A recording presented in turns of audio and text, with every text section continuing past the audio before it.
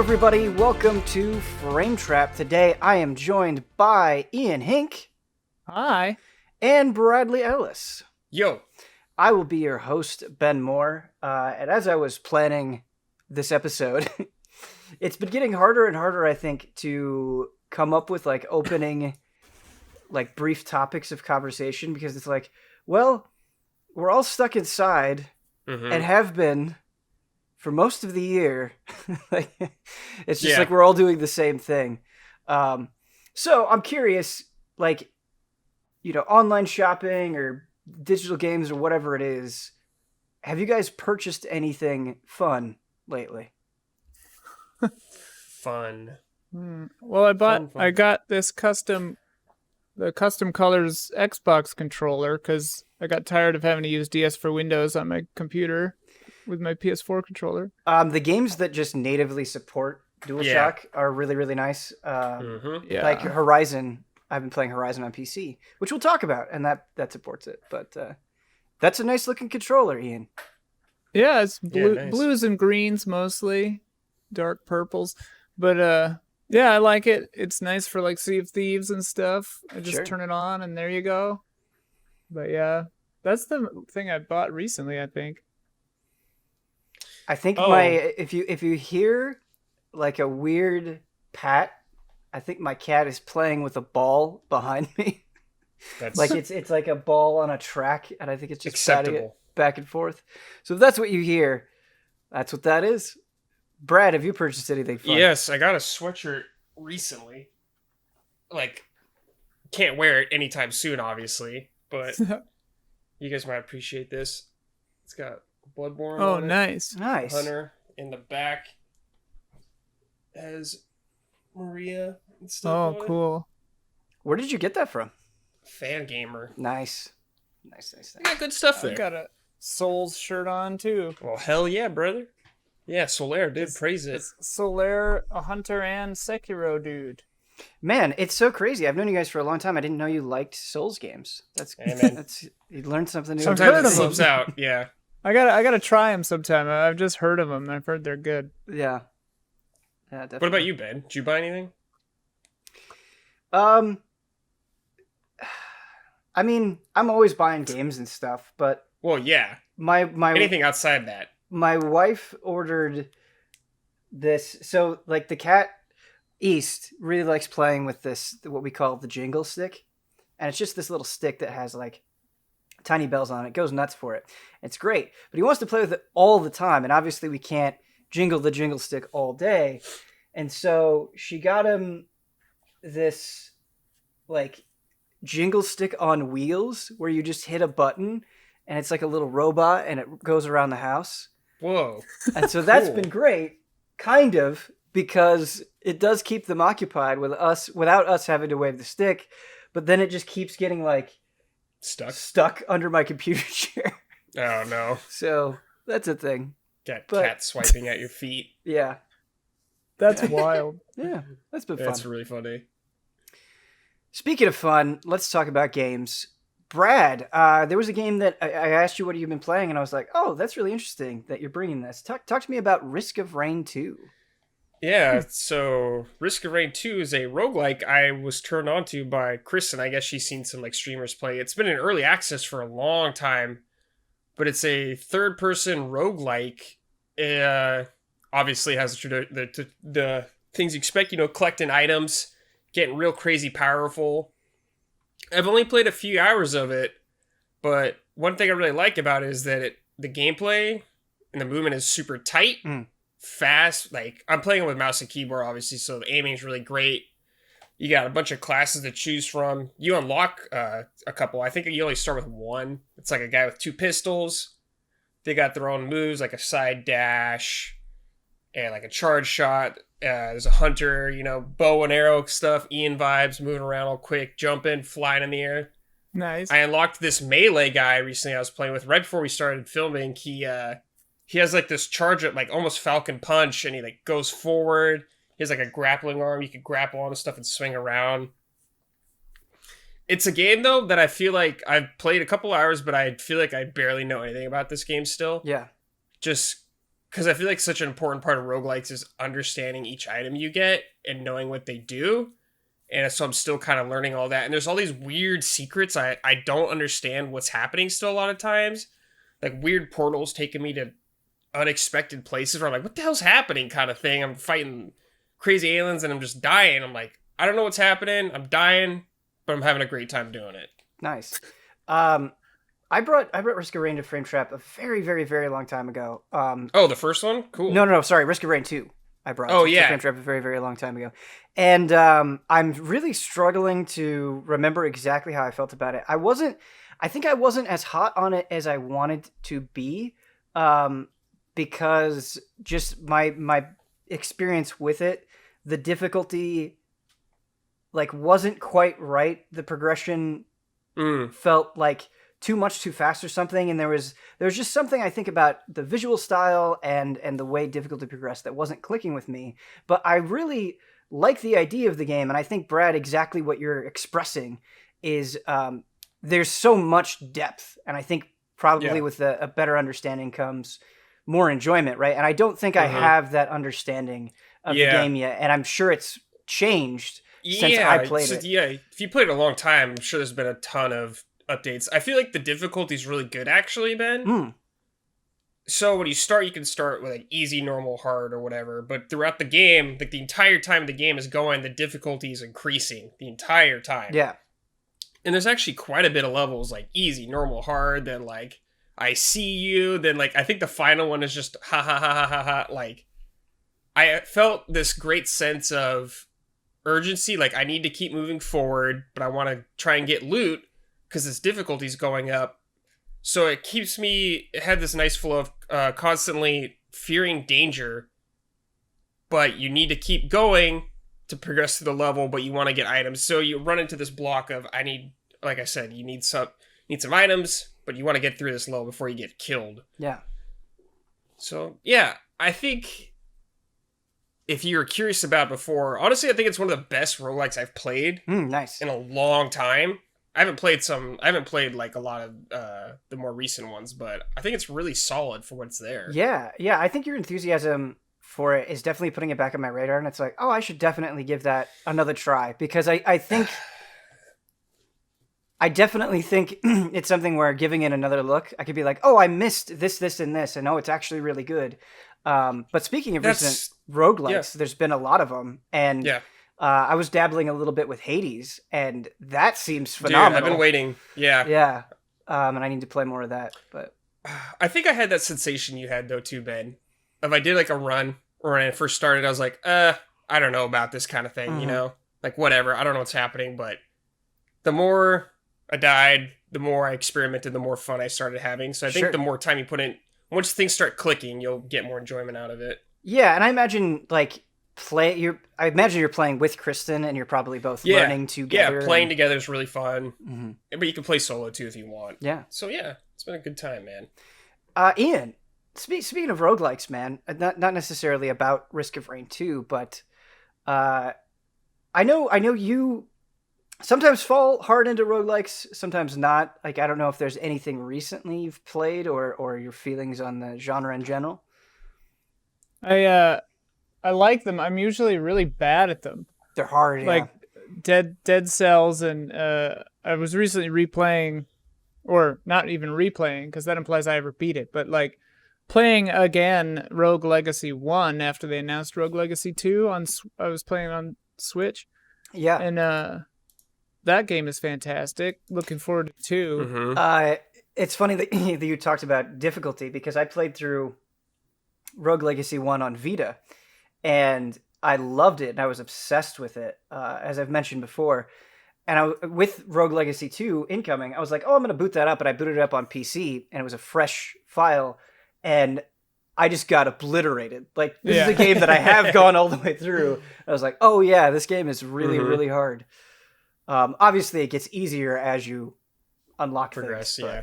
So I always the way I look at roguelikes is usually just I don't expect ever to beat them. I'm just oh, here's a thing that I'll, like Slay the Spire. I've got friends who've beaten it, and I'm just how, I didn't even know that you could. Yeah. you know? Yeah. Yeah, I think with roguelikes, what I've learned over time is you just kind of got to be okay with dying. You have to put in the time. Like, of course, you can get lucky and get some items and just like cruise through some stuff. But I feel like if you put in the time, at least in my experience, I definitely enjoy them more as I keep playing. Yeah. But it's like, yeah, do you enjoy the core gameplay enough to keep going, though, is the question. Yeah. I think the way that I approach a lot of roguelikes is different from the way I imagine other people do it, where what I like about it is roguelikes can sort of feel like hardcore casual in a way, where I'll just get in a mood and I'll be like, oh, I want to do a Spelunky run. And I'll just go and do it. And, sometimes it will end hilariously quick, or I'll get further than I expected, and there's some tension there. But when the run is over, I don't necessarily have to, like, keep doing 100 more runs. Oh, for sure, yeah. And so that is something that I really like about the genre, is for as difficult and demanding as it is, it's like oftentimes like short-term demands from you, and you can sort of pick up and play relatively easily, which I enjoy a lot. I'm super excited for Spelunky 2. Yeah. Something that I really like about roguelikes is oftentimes they kind of like forego the really long intros that a lot of games have. Like I hate playing games and it's like, okay, the game is starting 3 hours, after the opening credits. I don't like that as much, but sure, yeah. Get right in the action, dude. But with Risk of Rain 2, Brad, is it something that, I guess, what are your like immediate goals with it? Do you just want to play it, have fun whenever you feel like it, or do you want to learn more? Or well, because we're in a very like unique position, I feel like, where like there's stuff I have to play for work. Mm-hmm. So maybe, like you were saying earlier, it's kind of something like, hey, maybe I got an hour or so I can go for a run or something like that. Because there's still stuff to unlock. Like, there's a ton of characters I don't have, and they play all really differently. Like I was saying, there's weird secrets. I don't know what the hell any of this means. So I'm like curious to discover that. Right. But I don't think it's something like I'm going to set out like my whole day. I'm like, okay, I'm going to grind this game out. Sure. Do you feel like these questions that you have, these mysteries that you're uncovering, do you feel like you kind of naturally just learn through the trial and error of playing or exploring? Kind of, or do you feel like you need to look some stuff up? Well, like, for the example of just like the items, stuff like that, a lot of it is just, if I know what the item is, I could speed things up along quickly, because you got to buy some items while guys are shooting you. If I just know what everything is off the top of my head, I can just get through stuff real quick. Yeah. But in terms of like the portal stuff, like it's kind of cryptic, but they kind of let you know what's going on. Mm-hmm. Like they tell you what you should do in this area, but I don't know where this area is or why this kind of thing is happening. Yeah. But I do like that element of discovery. Like, of course, it's not something like The Outer Wilds, something like that, where it's like crazy discovery, but just like a cool little secret of something unexpected happening is enough to kind of keep me going. Yeah, definitely. When you were talking, Brad, about stuff you have to play, I feel like that happens to me all the time, where, I have a very wide interest in games, and sure.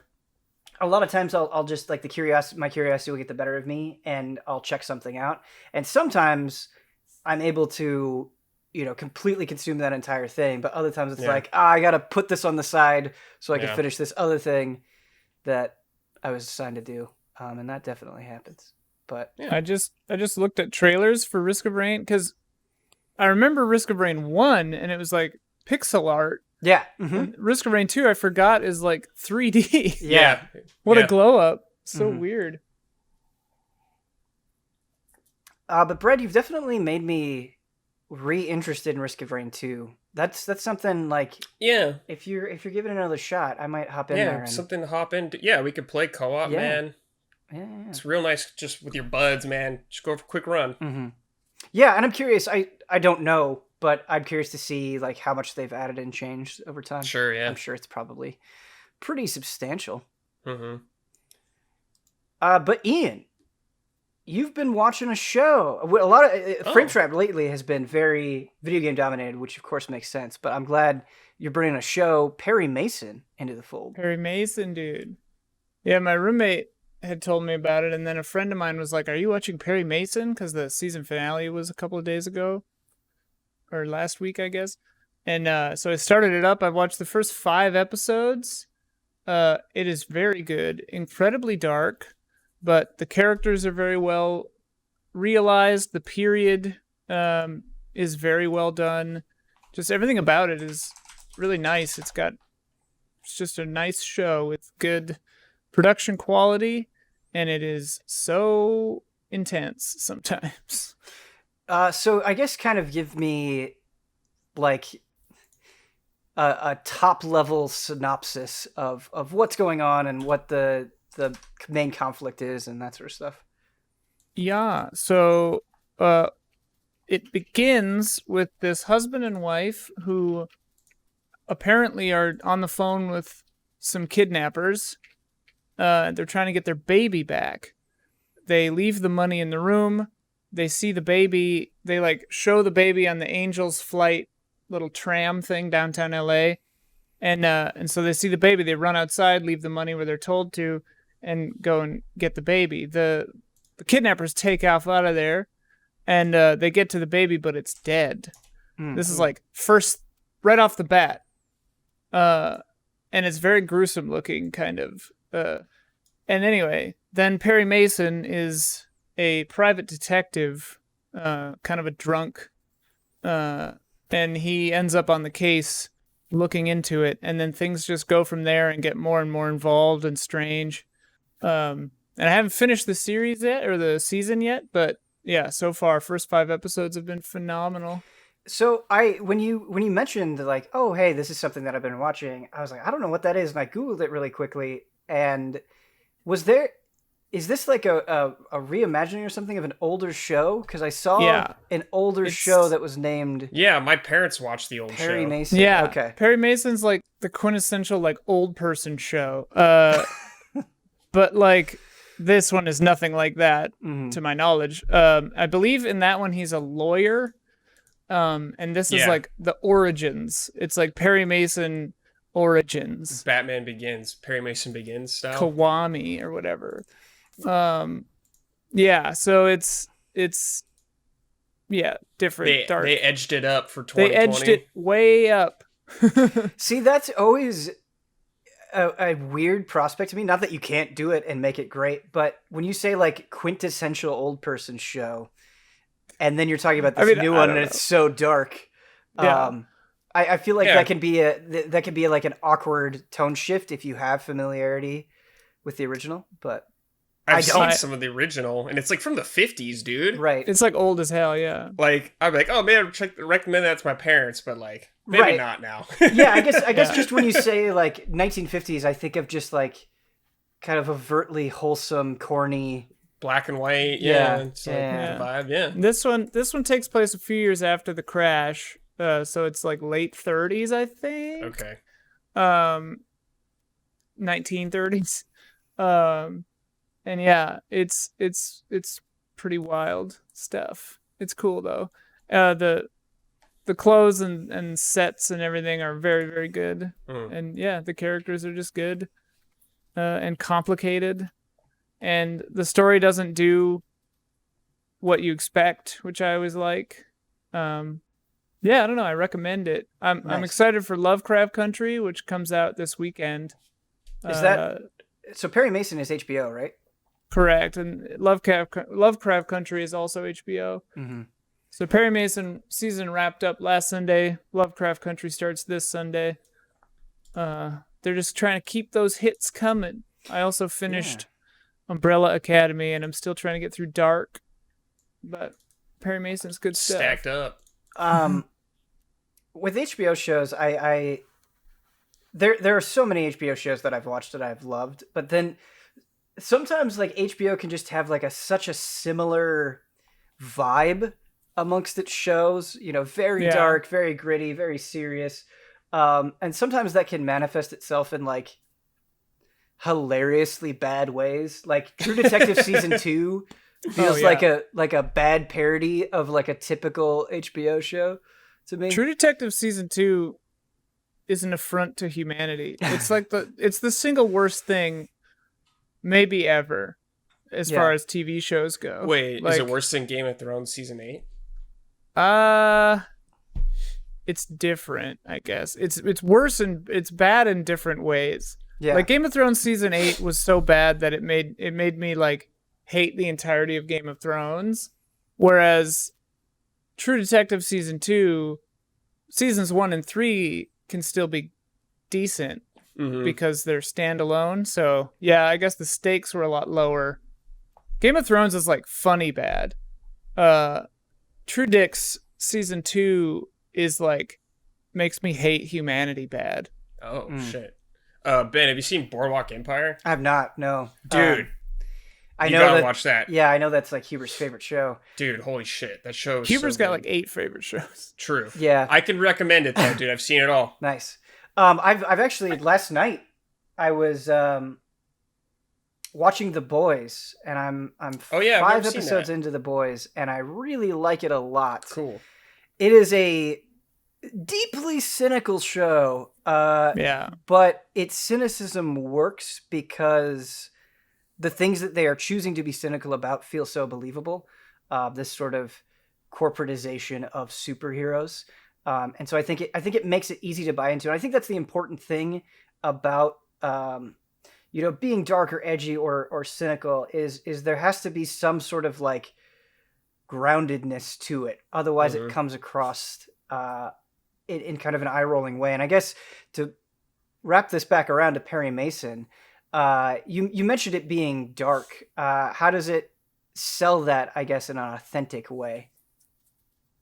Everything has a reason so far. Like, the first thing you see is that first dark thing you see is that baby, and its eyes are sewn open. Ew.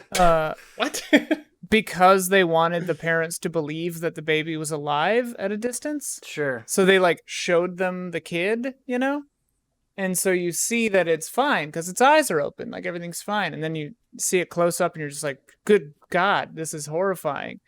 So things like that. I mean, like, that's the most gruesome thing that happens so far, probably, but like there's logic behind it, and nothing in it feels like it's just trying to be sensational or like edgy for the sake of it. It's just like a grown-up show with grown-ups dealing with really grown-up situations. Sure.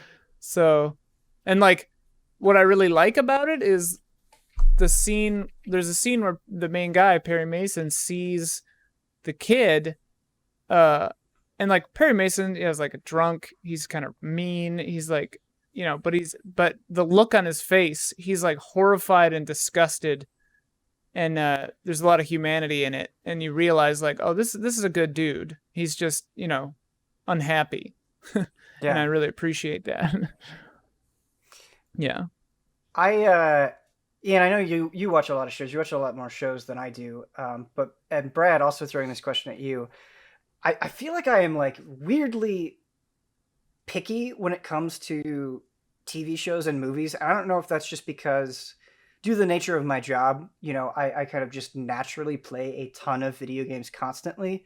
And so it's like when I actually make space for a TV show or movie, I want to make sure I'm going to love it, right? Like it can't just be like kind of okay. I really, if possible, want to be, in love with it, just because I don't make as much time for it as I do games. And so how do you guys sort of like land on the TV shows and movies that you want to commit time to? I don't. I don't really watch anything. Sure. When I think about it, I'm like, shit, man. I only really watch a movie if Kristen really wants to watch it, or if it's like a rare occasion where I'm into it. Okay. But like, I can't remember the last time I've been like, dude, hell yeah, TV show or something. Yeah, it is. It's pretty few and far between for me. I feel like there's a few a year maybe. But I watched Westworld when it aired, and I watched like season 1. I bailed like 4 episodes in. I was like, all right, I'm done with this show. Well, I don't know. Westworld. I feel like, I don't know. You probably made the right call. A lot of shows just don't hold my interest, I guess. I don't know. Maybe I am too picky about it too. I'm not sure. Yeah, I can be very picky about it. Welcome to my world with like everything. You'll find that most things just aren't that good. Yeah. Yeah. But when it comes to shows, I think HBO's got some good ones, and like you can find the rare good one on Amazon or Netflix or whatever. The way I do it is if the trailer looks interesting, like if the trailer looks really good, that's sometimes all it takes. Other times, my friends recommend things to me. Like it's got to get vetted through a few trusted sources. And like if two of my friends who have good taste are like, hey, you should check this out, then I'm like, all right, I'll watch it later today. That's an effective system. Yeah. Same thing I do with video games, honestly. Like most of the times you guys get to stuff before I do, and then I just go like, well, I like this, and you guys go no, and I'm like, okay, cool. Oh man, true. That does happen a lot. Yeah, it has. I can't think of it happening recently, but I do remember times where like you and I would be like in a room in the studio, and I'd be talking enthusiastically about like a game that I was playing, and you would say something like, "Do you think I'd like it?" And I'd just be like, "No." I like those conversations are very funny. Yeah, I happened with Ghost of Tsushima, where I was like, "Yeah, I don't think you'd really like it." Yeah. I was watching Omar play it a little bit, and it looks pretty cool. Maybe I'll pick it up when it's cheaper, or when I have a PlayStation that works. Yeah. Your PlayStation's been out of commission for a while. Which is a bummer. Fucking my sucks. PS4, like it runs, but it's finicky to download stuff. The disk drive beeps constantly, even though I've taken out like the foot below the button and done all the stuff you're supposed to do to make that stop happening. The controllers now will just suddenly disconnect, but their batteries are fine, and then they won't resync. Like, it's like the PlayStation just suddenly ignores all controllers. Like, I try a different one, and it won't turn on. So I have to power the system down and unplug it. I have to power cycle it, turn it all back on before it'll recognize controllers again. And that'll happen, like, kind of just suddenly. So like when I was going through Last of Us Part 2, it happened like 3 or 4 times where all of a sudden the controller just disconnected. But since it wasn't like a battery dead thing, the PlayStation didn't even realize.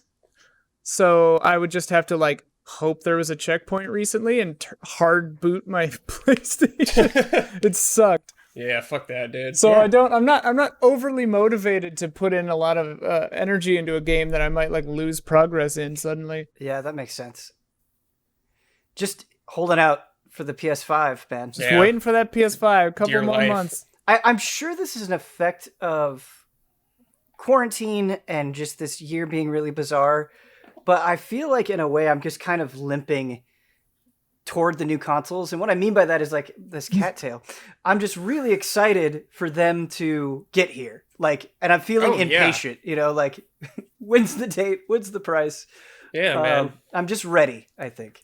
But then when they do get here, then we'll have to be like, okay, when are their games? Right. Yeah. Once after we've beaten Miles Morales day one, I feel like me and Ben especially are just kind of like so into the idea of having a new console, though. Oh, right. For sure.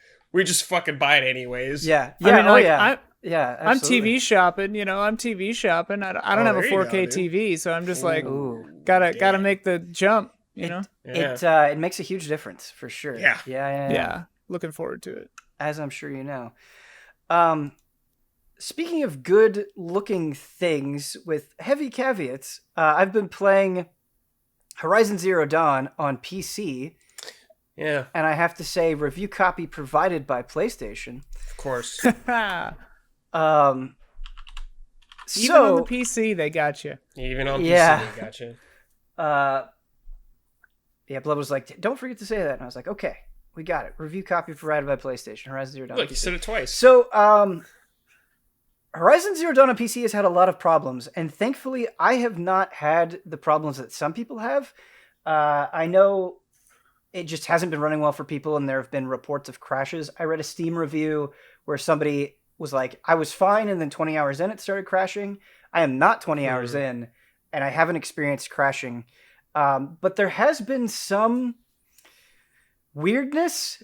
Like, I can't remember if this was in the original PS4 version, but when cutscenes, like when a scene transitions to like another shot during a cutscene or a conversation, there's like this weird, it's almost like a a stutter or like a kind of like a leftover frame effect where it just has this like split second of like stutter or something. It's kind of hard to describe, but it's like the transitions don't feel completely smooth.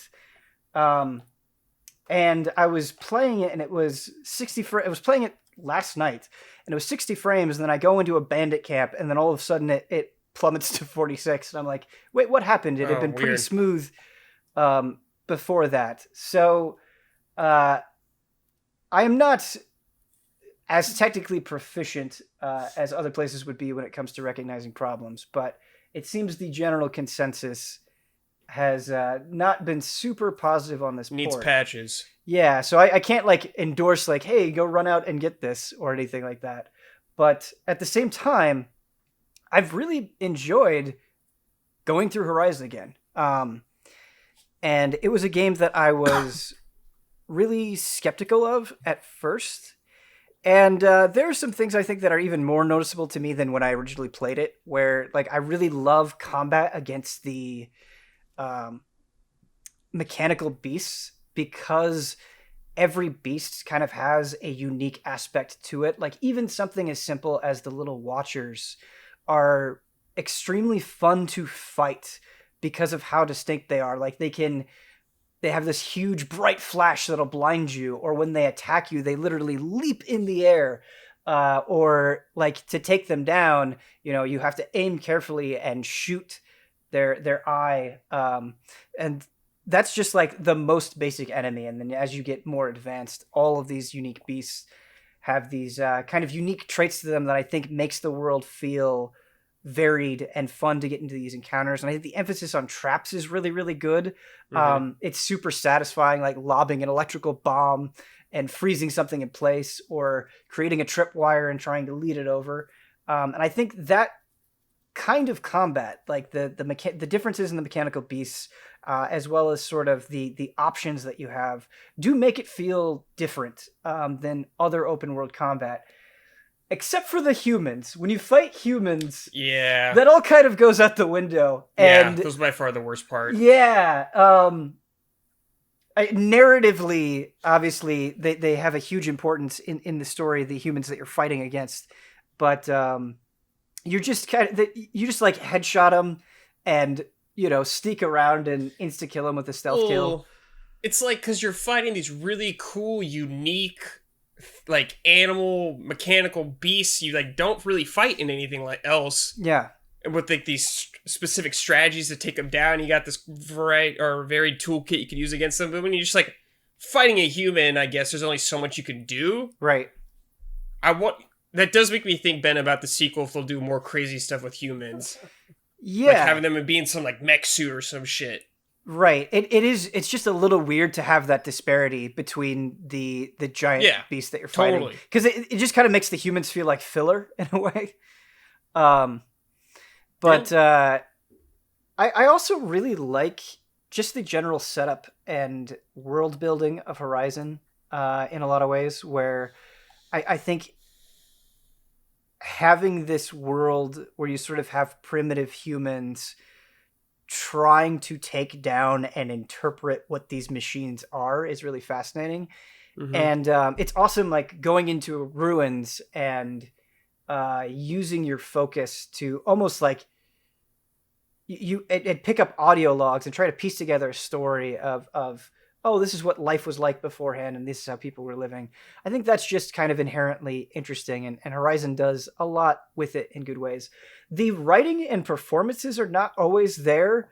There are definitely, like, I think the performance of Aloy is very good, but there are definitely some lines that I'm like, that is just super cheesy. Or some of the performances from kind of like lesser NPCs feels like way rough. Like it gives it kind of like a B-movie vibe sometimes that isn't always there. I don't know if that's the best way of describing it, but just in general, like some of the performances stand out in a bad way for sure. Yeah. But it's crazy to me to think that they were making Killzone games, like a lot of Killzone games before that. Quite a distinct jump, man. Yeah. Yeah. I wonder if a lot of that stuff will just kind of be tightened in the sequel too, since it's like their first dive into that kind of game. It's what was it, 3 years old now? I think it was. It's got to be older than that because I think it was 2017. Or wait, was Breath we of the were in a Wild 2017? We were in a hotel when you were playing it, so that feel like that was still GT. It came out. It was right around Breath of the Wild time. Yeah. So it was February 28th, 2017. Yeah. Okay. And that's actually a point that I want to bring up because I remember at the time of its release, the Horizon Zero Dawn and Breath of the Wild were kind of happening simultaneously. And there was a lot of comparison between the two open worlds, which is fine. But it's been nice kind of, 3 years later to just kind of approach Horizon on its own terms and just like, I always love that feeling when it's like, all right, this is how I felt about it then. How do I feel about it now? And just kind of comparing and contrasting. And it's always nice being like, I think I have a greater appreciation for this game than I did originally. And it makes me very excited for the sequel. Yeah. I'm super pumped to see what they can do now. Brad, I know you played Horizon. Did you end up falling for kind of the world and the characters in the general? At the time, I remember the story was kind of boring to me. Sure. It didn't really click with me. I think I had the unfair... It was a little unfair, though, because I played it right after Breath of the Wild. Yeah. Where I was just in this game that kind of like redefined open world games, then going to Horizon. Just like even little things about like climbing. I was just like, man, I wish I could just fucking climb this thing, but I couldn't. Right. But I do really, at the end of the day when I finished it, I thought it was a really great game. I really liked it. I think the combat is where it kind of stood out for me, and like its enemy design, especially like the robots. That's what really helped sell it. Yeah. Story didn't do much for me at the time. I wonder, like you were saying earlier, if I went back and checked it out, how I'd feel differently. Yeah, definitely. But yeah, I really think it was a great game. It's interesting because even little things I'm kind of appreciating more, where like the way that it handles health, I think is pretty cool, where you can pick up plants in the environment and that will fill up this sort of like medicinal pouch that you have, and it's a green bar, and then you can hit up on the D-pad and it will fill up your life and the bar will go down. And so sometimes you'll be in the middle of a battle and it's like, oh, I need to heal. I have to kind of go and grab these plants. And so it's not like, you do have health potions, but I still like the idea of in the middle of a fight, that kind of like frantic, like, oh, I need to go grab something. Yeah. And it makes even just like traveling the most basic part of the world kind of interesting, where it's like, oh, well, there's wildlife I can kill to get resources. There's plants I can get to fill up my medicinal pouch. There's branches I can get for arrow crafting and that sort of thing. And so I just sort of like that interaction with the world quite a bit. Oh, yeah. Yeah. Yeah, I love like the armor sets in that game. Give you the different stats. Just little touches like that. Yeah. I think are really great.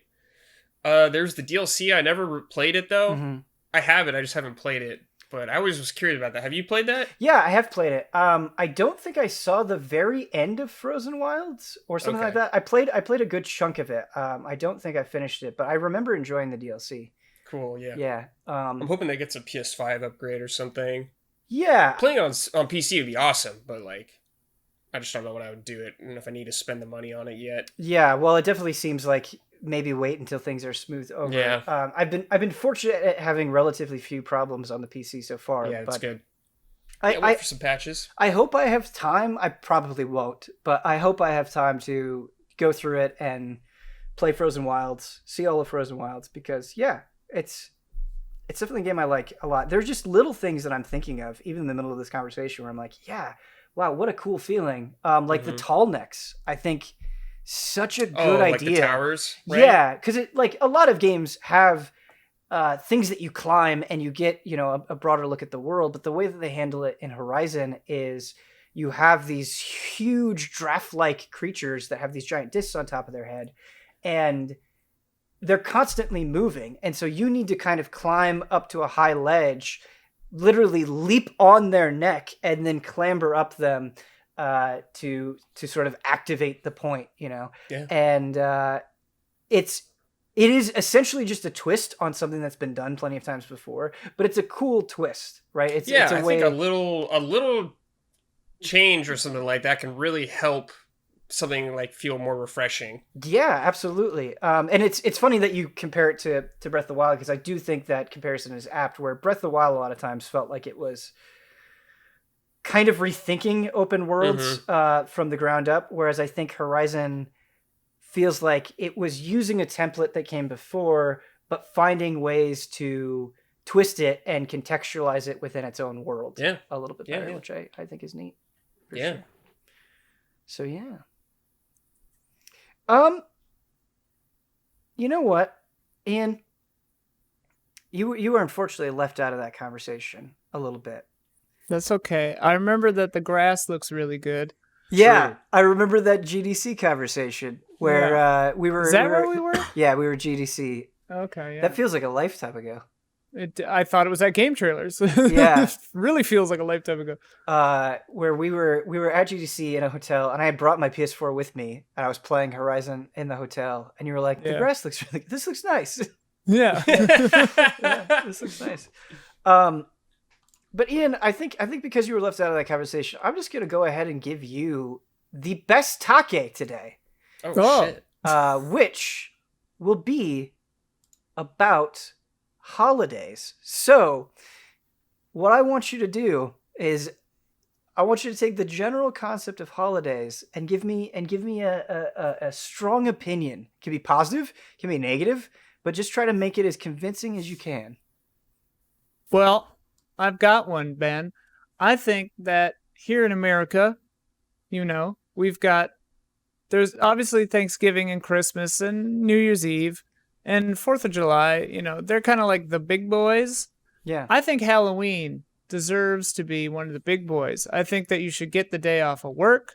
Preach it, Ian. I think it should be a real capital R holiday, capital H. And I think that the rest of the world deserves Halloween too. Countries that don't have it should have it. Dude, you know what? It's just great. Make it 2 days off. You know what? Trick or treat at night, man. Yeah. You gotta sleep in after that. Yeah. Give those kids a break. Or change it so that it always happens like the last Friday of October. Every Friday. That it's always, you get Friday off and Saturday, Sunday are all for festivities, parties and costumes and candy and stuff. Yeah. I just think it's a lovely holiday. And I know like Day of the Dead in Mexico is like a bigger deal. I don't fully know the history of that, but here in America, Halloween gets short end of the stick. And I think it's a travesty. And seriously, this might be my favorite opinion that I've had on a best take yet. Because I really like horror, and I love just spooky, scary stuff. I think it's so much fun. Right? Spooky, and I think scary. Yeah, I think that's a sentiment that many of the allies share. But I guess to dig into this a little bit more, when I think about like Thanksgiving or Christmas, there's like, not that there aren't differences or that you can't do different things, but I find like a lot of people do very similar stuff. Whereas like, especially as an adult in Halloween, there aren't really like any rules. Like you can watch scary movies or like play scary games, or you could go to a haunted thing, like, a haunted amusement park or something, or whatever it is. But it's pretty loose in comparison to some other capital H holidays, as you were talking about. Mm-hmm. So Yeah. if you had the power and you made this a capital H holiday, would you try to like encourage people do specific things? Well, geez, I mean, on the one hand, I think that part of the beauty of Halloween is that you can kind of just go your own way, do your own thing. Everybody I know has their own little traditions, like a lot of people watch like a horror movie every day or something in October, or go through all the Friday the 13th movies or something. A lot of people, have an annual Halloween party. There's one I go to, and at West Hollywood has the parade. That's like a huge, big bonanza. The streets closed off and just like thousands of people would go. This is in, of course, the before times.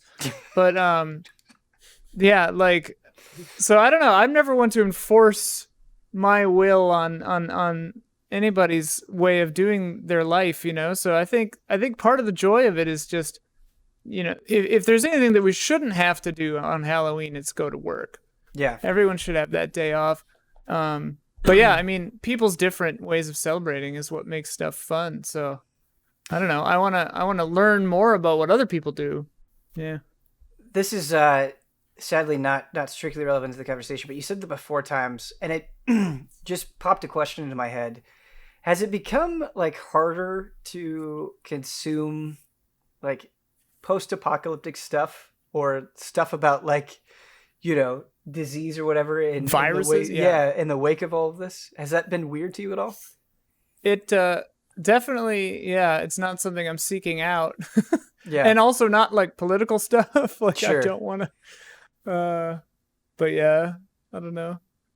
I've been wanting to rewatch Fury Road though. Yeah, I've been thinking about Fury Road as well. That's interesting. Yeah, it's real good.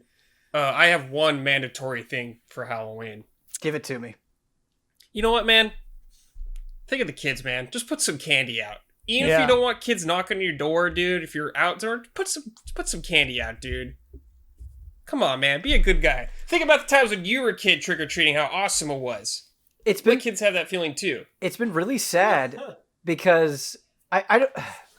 Like, when I grew up, right, I was in a neighborhood, and so, like, kids coming to the door and all that stuff, and, like, the whole neighborhood being out that night was a big part of it, and I always super enjoyed that. I don't know if it's just different in an apartment complex on the 3rd floor, but we've definitely purchased... It's different. Yeah, we've definitely purchased candy and not had anyone come. Yeah. Which is people, super sad. I think people just go to, like, neighborhoods more. Yeah, I think so. I think so. Growing up... I've known people that have, like, lived in, like, apartments, stuff like that, and they bring their kids to, like, a neighborhood with everyone else. Yeah. That makes sense. Growing up, I grew up in a small town, you know, in Wisconsin, and like only 2,000 people or whatever. And we had a big house at the end of the street, so we would always have the candy bowl and stuff. And my friends and I would often be hanging out at my house on Halloween, and we would always do crazy stuff. Like we'd have like the garage door partially open, playing like old Hitchcock music, and we'd have it so the door would open itself, and then someone would be sitting in a chair with the bowl of candy not moving, you know. And some kids were like too afraid to come in, and then we had to be like, just drop the act and be like, you're all right, here you go. Like we're just playing around. Yeah, dude, we have a coffin in our front yard, and I'd hide in it sometimes. Oh, dude, that's hardcore. Scared kids too much. I was like, all right, dude. I'll cool it. I haven't been to a haunted house in a while, and that sounds super fun. Have to go, especially with Huber. Yeah, it is so fun with Huber. Yeah, I can. Yeah, I did. I did. What is it called? Delusion. A girlfriend at the time was in this thing called, I think, Delusion, which is like an interactive theater, horror haunted house play kind of thing. So there's like they're actors and stuff. But I told Huber, I'm like, don't volunteer me, and he like volunteered me immediately. And you have to like sign a waiver saying they can like touch you and stuff. Like, it's funny. Things got gnarly, man. The thing so this lady came out, like this like sexy lady came out of this room, and and she was like, hey boys, like I need someone to give me a hand or whatever. And then Huber was just like, he'll do it. And then so she brought myself, Huber, and one other guy in there. And then we watched her go into this room with like a tub in it. And she like dropped her comb and bent down. And then when she came back up, she was like a super old lady. Whoa. It was cool. And then it got pretty gnarly from there. Huber had to go in there and like wash her back. It was bizarre. It was really, really weird. I wish this was on camera. We ended up with a slimy key. That's all I'll say. Dude, that's like some freako shit. What the hell? It was pretty nar. We gotta get like all the allies to a haunted house at the same time. Make Blood do it? Yeah, that'd be great. Blood, the whole time he would just be like, we would just make Blood do everything, I think. Oh my god. That might be true. That might be true. Like, Blood will do it. Oh my god. We got a little sidetracked there, but do you have... Wait. I have another... What if... Because you know how people always, like, because Blood, he's a really tall, thin guy, and people always they call him various things like the Crypt Keeper and stuff. I just had an idea of if the haunted house had like a carnival theme or something, and Blood got separated from the party, but then ended up working there because they thought he was part of the show or something. Maybe that's too mean to Bloodworth. What are you saying, man? He's saying he looks like I'm just saying he's a tall, skinny dude. Well, what I he'll tell you the same. I'm not trying to be mean to Bloodworth. Is whenever we do skits, because he's when you or Brandon or somebody does a skit, it's you often kind of express over interest in theatrical stuff. But Blood always surprises me when he does that stuff. Me too, whether it's just skits for anything really, or opinion yell. He's often very committed to it in a way that I always appreciate for sure. Yeah. I had him play a skeletal death figure in the Bloodborne musical years ago. And he sang a song. Yeah, he sang a song. And I've known He's Blood very for down. years, and that still weirds me out that he would do that. That's so unexpected to me. No, dude, Blood plays ball, man. He does got play a sense ball. of humor. Yeah. I like it. All right, Ian, can you give me we got very sidetracked there, but can you give me one more opinion about holidays? Another one? Yeah, we have to have a combo. New Year's Eve is almost always a disappointment. Interesting. Why is that? My girlfriend's birthday is on New Year's Eve too, and so it's complicated for her, but I don't know. It's just plans never seem to manifest. Things don't ever come together the way you want. I don't know. That's been my experience. Sometimes it's been fun, but oftentimes you're at some ex-girlfriend's house or something, and it's weird. I don't know. There's always just something off about New Year's Eve. There's not. I mean, the theme is a new year and new beginnings and stuff, but I think that's just not as interesting as Halloween, right? Where there's more license to go off the wall and be fun and crazy. And it so I kind of agree with that. New Year's Eve doesn't have Halloween, Thanksgiving, Christmas have vibes. Yeah. There's a vibe. New Year's Eve is just kind of let's have champagne, I guess, and it's just a party, dude. Stay around. It's just a party. It's just a party. Mm-hmm. And parties are stupid. Yeah. Yeah. I've done all that. I'm good. Speaking of awkward birthdays, my dad's birthday is on Christmas. Oh wow, I didn't know that. Yeah, and it it seems Double like it day. sucks because people just sort of happen to remember oh hey, happy holidays and oh yeah, happy birthday. Right. Right. It's always that's the what's second for thing. Sophia, yeah. Yeah, so that I think that kind of sucks, but I think he's used to it as well. Does your family open presents on Christmas Eve or Christmas Day? We've done both. Huh. Traditionally Christmas Day, I would say. Oh, interesting. Yeah, we're always Christmas Day. That's really funny to me because it's a cultural thing. Everyone from where I'm from is Christmas Eve because I guess it's a Scandinavian thing. Yeah, everyone where I grew up was Norwegian. So. Oh, yeah. okay. Abby's family always does it on Christmas Eve. Yeah. Yeah. Stockings are Christmas Day. The gifts are Christmas Eve. Yeah, that's how they did it. Mm-hmm. Mm-hmm. Or they do it, I guess I should say. We have this BESTAKE, Ian, excellent job, is brought to you by some wonderful shout out to your patrons. If you would like your name shouted out on our lovely podcast, go to patreon.com/easyallies where you can find out more. And for this shout out, what I thought I would do is I'm going to read all the names, and then individually we're all going to try to give a cool action movie shout out. Like you just exploded something, or you just took out a room of henchmen, and then you say shout out in kind of the most smoldering action movie way possible. We got it? Yeah. I guess, yeah. All right. Let's see if I might have something that'll help me for this, but I don't know if I'll be able to find it in time. Okay, so I'm going to read through all the names. Our shout outs are Elthanas, Greg, TheDarkKnight Kettering, Caleb Togi Crawford, J.L. Burton LLC, Jeff ZeoVGM Easton, and Delissi. All right. Ian. Uh-huh. Give me your action movie shout out. Hang on. Do Brad first. All right. Wait, do I say shout out? You say shout out. Oh, okay. But imagine like you like blow off the smoke of a smoking barrel, or like something exploded, or you just took off your sunglasses.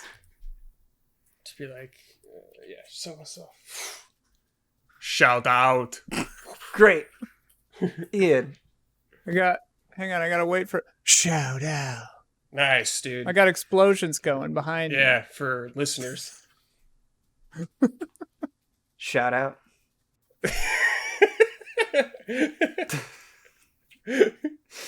All right, great. Thanks for playing ball, everybody. Yeah. Brad.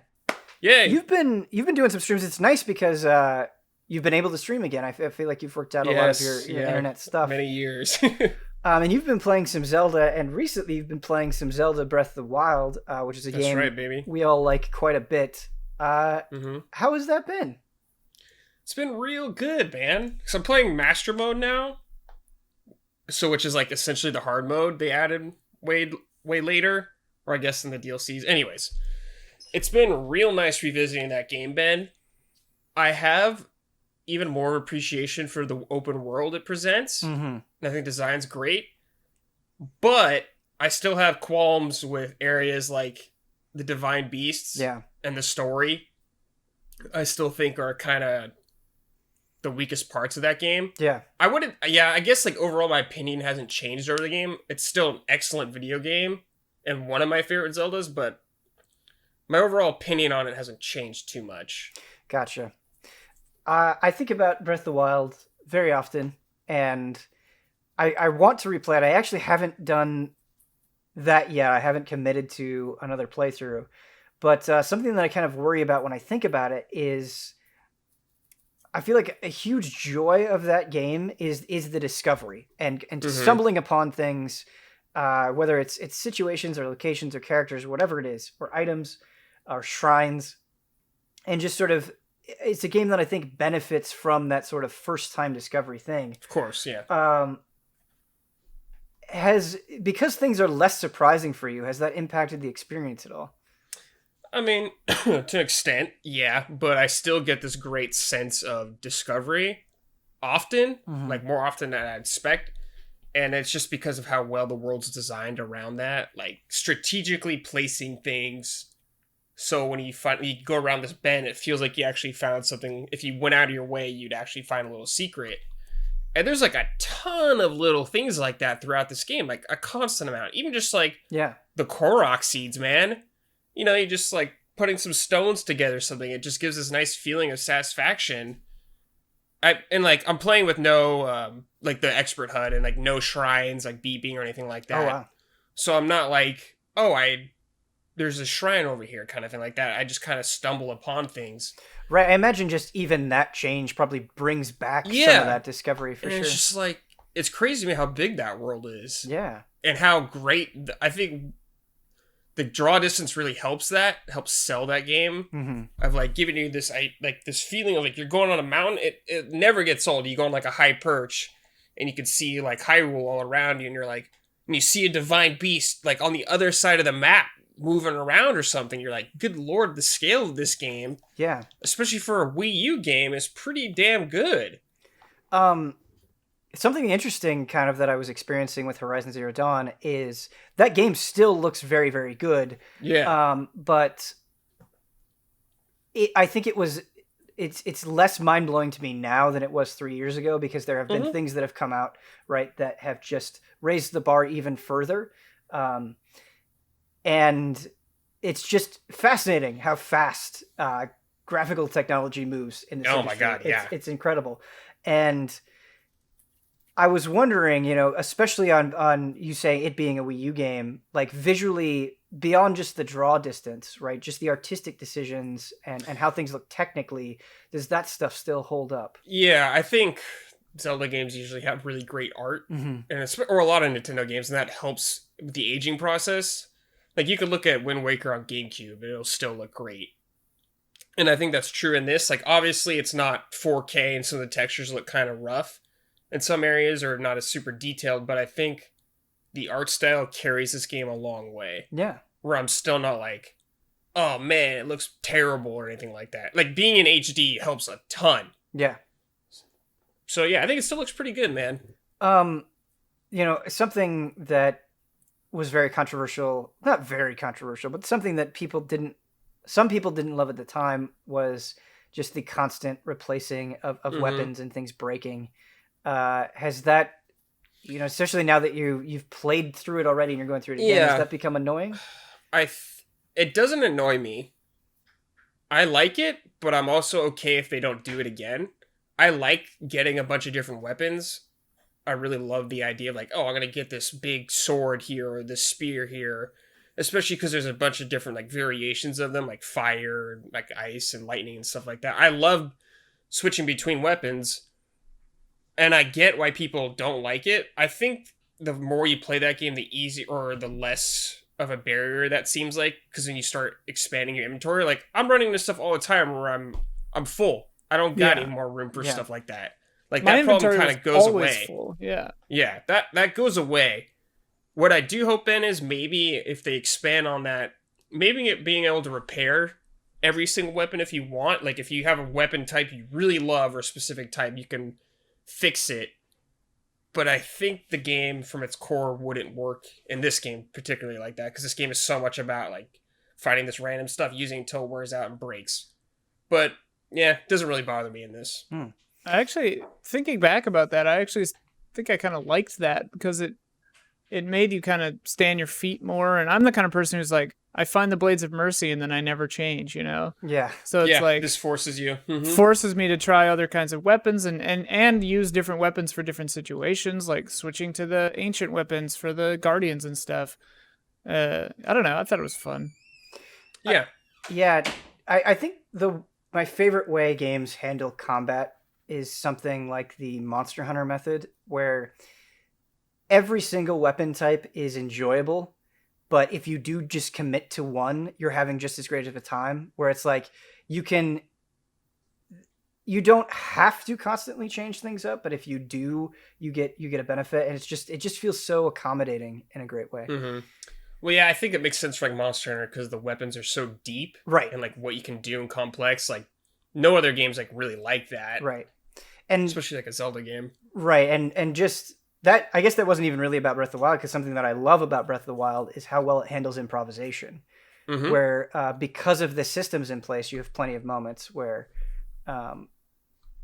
you have to think creatively, or you just have moments where you're like, I wonder if I can do that, and then you can. Ben, that has been a constant thing for me throughout this game. Is like someone saying something to me, like telling me about someone, like, oh yeah, I forgot you could do that in this game. Just something constantly like, hey, put your lightning sword on the ground next to this thing and it'll have a current going or something like that. Or like, hey, use your magnet to swing this giant box and kill some guys. It's like, man, I didn't even like think about a lot of this stuff, but the amount of stuff you can do in this game is crazy. Yeah. Especially this physics engine. It reminds me of like, it doesn't function the same, but kind of like when the gravity gun came out. Where I was like, whoa, look at all this crazy shit you could do in Half-Life 2 with the gravity gun. And I'm still getting that feeling in Breath of the Wild, like, hitting this, like, stasising, hitting the stone, riding the stone as it launches into the air. Just, like, weird, goofy shit you could do in this game. Yeah, absolutely.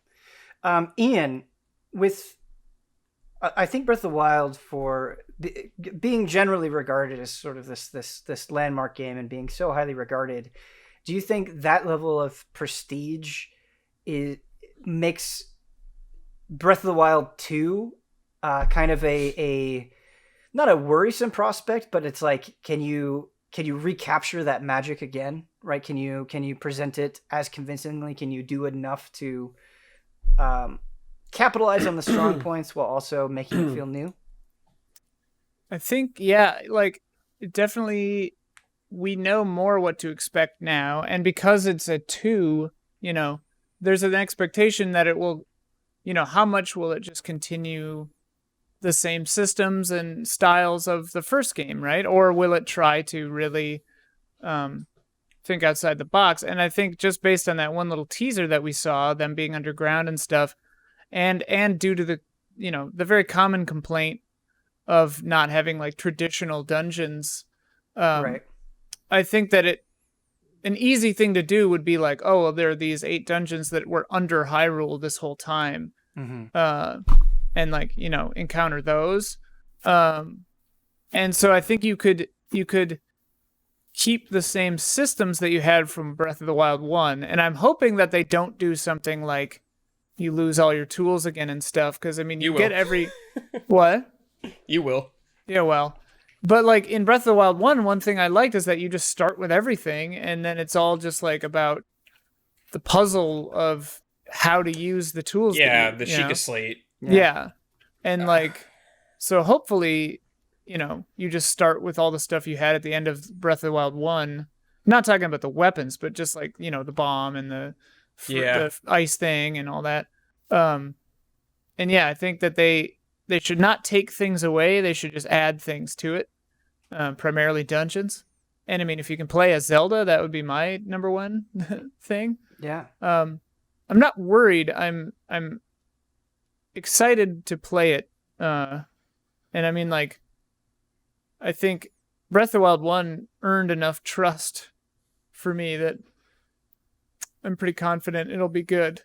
But who knows? So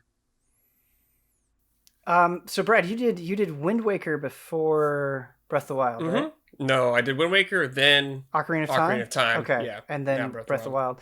That's actually something when I get into a Zelda kick that I appreciate so much is Ocarina of Time to Wind Waker to Breath of the Wild. All of those feel so dramatically different. Oh yeah. Just in terms of style and scope. That's what makes Zelda, I think, part of what makes it such a captivating series. Is there any interest in continuing on with another Zelda game after Breath of the Wild? I want to take a break. Sure. Probably, I definitely want to play more Zeldas. Like, I want to play Majora's Mask at some point. Yeah. I want to play Skyward Sword at some point. Twilight Princess at some point, but I'm going to play something different. Sure. Like, I'm thinking about playing Demon Souls, maybe. Ooh, that would be good right before the remake. Yeah. Yeah, to brush up on it. But yeah. Can you still do online co-op in Demon Souls? It's not online anymore. Oh, man. No more. I was going to say, that would be fun to it would be. Group up in Demon Souls, but oh well. It's gone. So that Destroy All Humans remake came out. Oh yeah. And I played through all of it. Oh. Yeah. And when they released Destroy All Humans, this was a while ago. They released like a PS4 version of the PS2 game. I'd messed around with it a little bit, and I really liked the style and the vibe and just the idea of playing as like this evil alien menace and causing chaos. Just this idea of like, oh wait, no. Did I put? What? I'm trying to think if my first experience actually might have been the demo for the remake, not the PS4, PS2 version. I must be thinking of something else. I think you play a lot of games. It's fine. Yeah, I think my first experience with it was the remake demo because it was. I just remember my cat's here again. This is going great. No, my first experience. I'm sorry, I misspoke. I thought it was the PS4, PS2 port, but it was the remake demo. And what I liked was all the things that I was saying. I liked causing chaos. I liked the idea of just destroying humanity as this little alien. But now playing through the full game, I like it a lot overall. I think some of the humor has aged like milk. Like some of it is just terribly unfunny. What I would describe it as is like an inappropriate uncle at a family gathering. Oh, wow. And it's... But some of it is great. Some of it is legitimately super funny. It's just very hit and miss. So I would describe the humor. Like one scene that I super appreciated is you disguise yourself as the mayor and you're trying to like calm down the populace. And because they're all concerned about all these things that have been happening. You don't want them to become more knowledgeable about the alien threat that is happening. And so in your mayor disguise, you are trying to calm them down. And the way that you rile them up, like you actually have a meter, like a smile face meter, and you have to say the right thing. And every single time, if you just blame everything on like the Red Menace and the commies, they just freak out. And if you just sort of play into like blind patriotism and just say vague things that it's like, hell yeah, America, they're just like, oh, this guy's right. And they completely forget about everything they were concerned about. So that stuff lands very, very well. And the weapons are super fun. Like every weapon kind of goes out of its way, where either just the way that it feels or especially the way they sell it visually is fantastic. Like you get this your basic weapon is this chain lightning gun where you can shoot lightning at somebody and you can upgrade it to where it spreads against everybody, and them just like being shocked in the air and going la, la, la, la, is funny. You get a disintegration ray where you can light them on fire and you just expose their skeletons, and it's super fun. You get a probe where you actually shoot a probe at them and it goes inside them, and it's hilarious. And you can like pop out their brains and use it to like quickly recover your shield. So all that stuff is super fun. And yeah, I need to talk more about it with Don, because I know Don was a big fan of the original.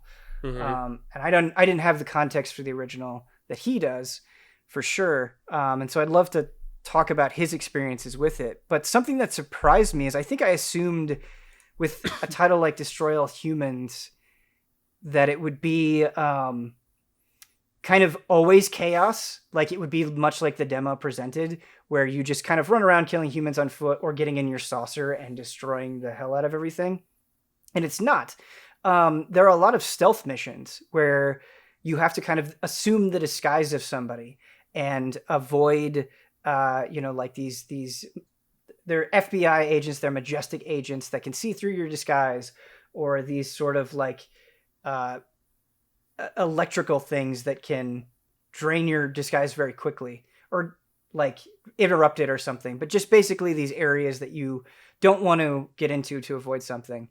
And then sometimes you'll have to like manage multiple points where it's like, oh, I have to defend these two different objectives. And you really have to think about how you're using your resources and mobility and that sort of thing. And that makes upgrades really valuable. Like you get this ability to kind of dash, and you can upgrade that where you can just kind of skate around the ground for a long period of time. And it's like, oh, this is a huge ability. This really helps me out. And I have to invest in it a lot. And ammo becomes a big concern, and refilling it can be slow. And so increasing ammo capacity on guns make a huge difference. And I always love when upgrades are so consequential. So that's great. But yeah, it's just really fun. I also like how short missions are. Like you do some of these missions and I swear some of them are like 5 to 10 minutes long. And it's just on to the next mission, on to the next thing. For a game like that, yeah. Yeah. I think that's appropriate. Yeah, it's super short. It did not take me... It took me like 4 or 5 hours to finish, just blitzing through the story. Oh, wow. So it's very, very short. It is only $30, which is nice. Hey, there you go. But yeah, it looks good, for sure. It looks super cool. good. Heck yeah. Yeah, I think something that I really like about remakes in general is, I didn't have a lot of familiarity with the original Destroy All Humans, and so it was like, oh, this is a second chance to kind of experience this thing. Has that ever happened to you guys with a remake where you weren't that familiar with the original, but you were kind of curious about it, and it was a good excuse to dive in? Let me think about that. A remake. I can't think about a remake. I think Scholar of the First Sin is really good. It's not a remake, but it's like a rearranging. It's like a almost. Remix. Yeah. Like a big patch. Yeah. This Demon Souls has got me real excited. Yeah. You've never played Demon Souls, right? Or you have? I've played it. Yeah. Okay. But is there anything in that you hadn't played the original, but you played the remake and you loved it? Huh. Can't think of any. Oh, I played Yakuza Kiwami 1 and 2. I never played the originals, nice. I guess. Yeah. So yeah, I guess those. And that's a great way to go through Yakuza 1. Yakuza Kiwami is a great way to go through Yakuza 1. So and fun. Yakuza Kiwami 2 is also excellent. Because I'd played 1, but I hadn't played Yakuza 2. And I love Kiwami 2. I guess it's remakes, I mean, obviously, necessarily kind of mostly happen for the big boy games that everyone wants a remake of, you know, for the nostalgia. So most remakes, but I mean, like special editions I've played as the first time, like Persona 4 Golden and stuff. But yeah, I can't think of a remake where I played the remake as the only version. It's kind of happened to me twice with THQ Nordic because with Destroy All Humans and then SpongeBob Battle for Bikini Bottom, I hadn't played the original. And oh yeah, that's a great example. Yeah, I never played that either. And I really like that game. Yeah, man. It's super that game's cool. fun. Yeah, it's cool. This is not a SpongeBob Battle for Bikini Bottom talk, I guess, but how different every single world is in that game. Man. Is pretty rad for sure. Yeah.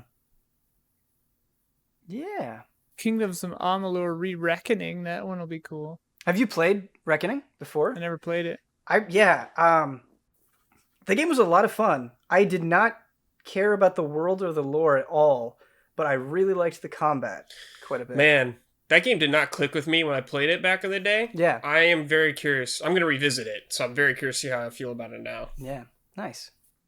I'm sorry the intro to that Destroy All Humans talk was so confusing and all over the place. I was like misremembering it, and my cat jumped on my lap, and it was a Frame mess. trap, baby. Frame trap, baby. That's the way it goes. Natural flow. I'm so warm that I can't even like process anything anyway. Yeah. Well, it's so hot in here. You're gonna have to process your feelings on Desperados 3. Oh yeah. Oh shit, on my list. Dude, that game is good. I haven't finished it or anything. I'm still in the I don't know. I've done like 5 or 6 of the quests. And each mission takes like a hot minute. It like, you know, you'll play for an hour or so per level, or if not more.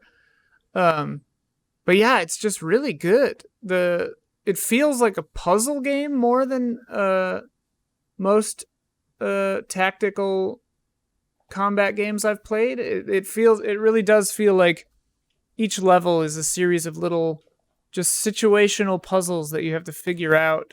And I really appreciate that. And you have to use all your abilities and people at your disposal. And you can get pretty creative with some of the solutions. I try to get through stuff without shooting guns if I can, but sometimes you get to the point where it's just like, all right, nope, like guns blazing time. And then I did a level recently that was like a whole bunch of like dudes were like shooting at this barn or this farm, and I decided I was just going to take them all out. And so I was like going around systematically, like I got everyone on the edge, and then they're grouped up in the middle, and I was like, okay, how am I going to handle this one? And I just had to like go for it, and it was a lot of fun. That game is cool, and it looks really nice, and it works on a super dumb wide monitor. It's a good game. One of my favorites of this year, I would say, probably so far. When you say it's like a puzzle game, that's really interesting to me, because I think just the last couple of years, I've seen so many things based explicitly off of the XCOM style, that there are a lot of similarities between many of them. Like, you know, Gears Tactics obviously takes off of XCOM as a recent example. But when you say it's like a puzzle, that's interesting, because I think sometimes what can kind of burn you out on XCOM is like things going so wrong is part of the fun, and having to work through that is part of the fun. But sometimes like things can go wrong so hard and so consistently that you're kind of just like, you feel hopeless, and I think your motivation to go forward drains a little bit.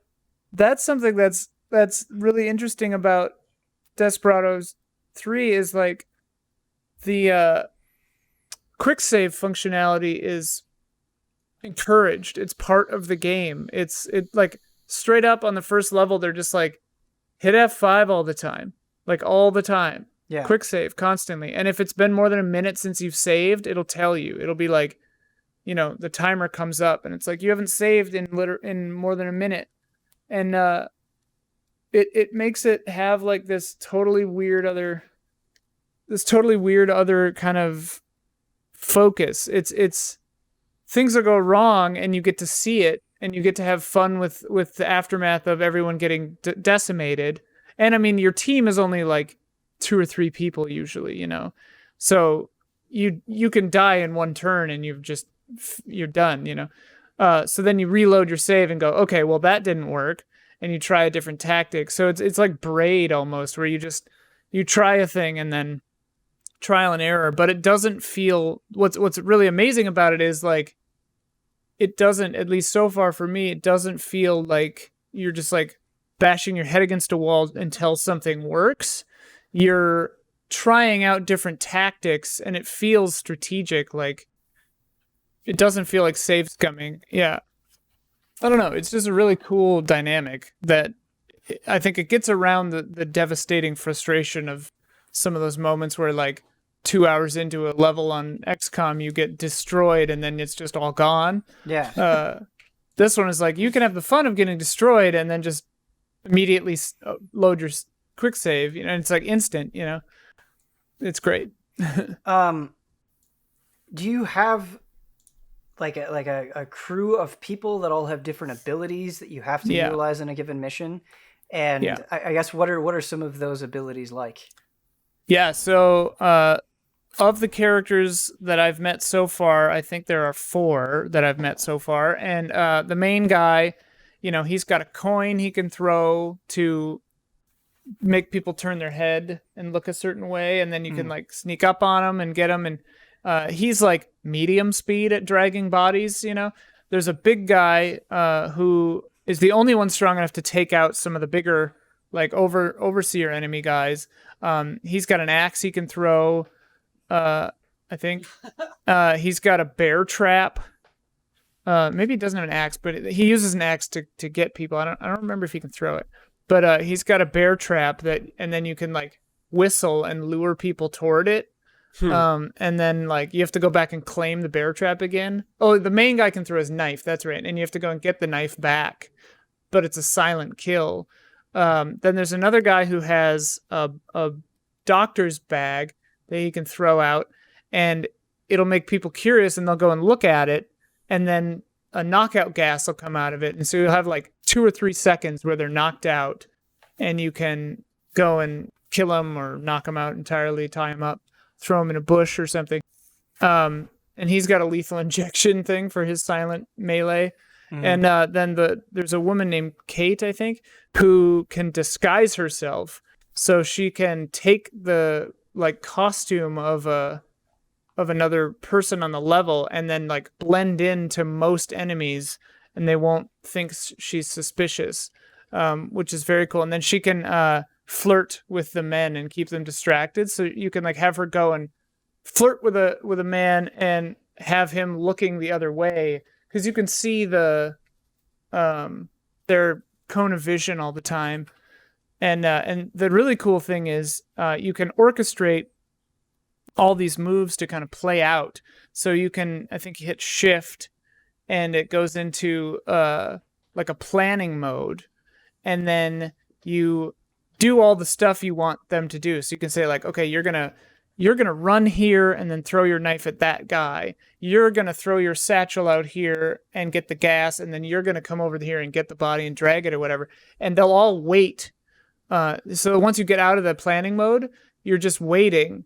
And so like you can wait for the bad guys to walk right where you need them to be, and then hit the button, and everyone will execute their move at the same time. So it's really a lot of fun, and you can cancel it if it's going to go bad. And like what's cool is you can set up, you don't have to orchestrate everyone. So you can manually control one person but have a move set up for another thing. So it's like you can have one guy go and say, okay, when I throw the knife here, I'm going to hit the button and make the doctor snipe this guy. The doctor has a sniper rifle. And it gets really neat. Like with that, you can plan stuff out and execute things at the exact same time. Which gets really fun when like you've got 2 people that would see the other. Like I've had situations where there's a bad guy on the left and right, and they're both looking the other way. And if I time it wrong, one of them will see me kill the other one, right? But if it's timed right, you get them both at the same exact time, and then you don't set off an alarm. It's just a hoot. You can get into really weird scenarios like that all the time. That sounds like a lot of fun, and so like it kind of reminds me of XCOM, where you have sort of those strategies where it's like, okay, I'm gonna go and try to make this guy come over here, and so all my Overwatch will trigger at the same time, and it's like, oh, I want to kind of funnel them all into this area and then take them out. But it sounds like even more intricate, I guess. It's like a more advanced Overwatch. Is it like Commandos, this game? I played Commandos a long time ago, so I don't remember, but it does. Like it. I think it has more of that kind of vibe. Yeah, Mercenaries or Commandos kind of vibe. When you set up these plans, which sounds really fun to do, and then watching them happen, is there like a pretty good chance that like a step in the plan will go wrong, and you'll have to sort of like pick up the pieces or improvise? Oh, absolutely. Like, oftentimes you'll like, you'll have walked instead of, you'll have clicked once instead of twice. So they'll just like slowly saunter out with the walk, and then like, you're just like, no, why aren't you going faster?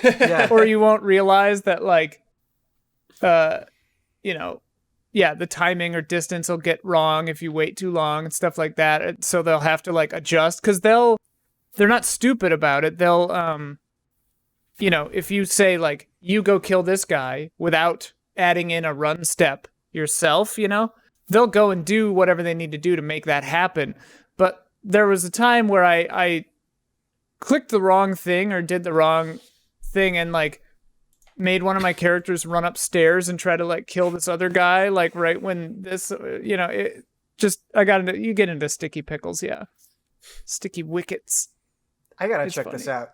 The game is awesome. Like I honestly think like it should come up in GOTY discussions at the end of the year. I know Huber really likes it.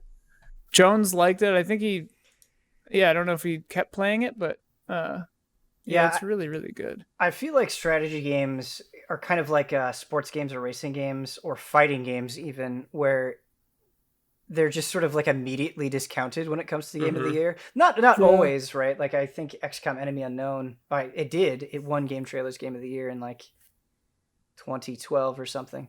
Yeah, whenever that was. Yeah.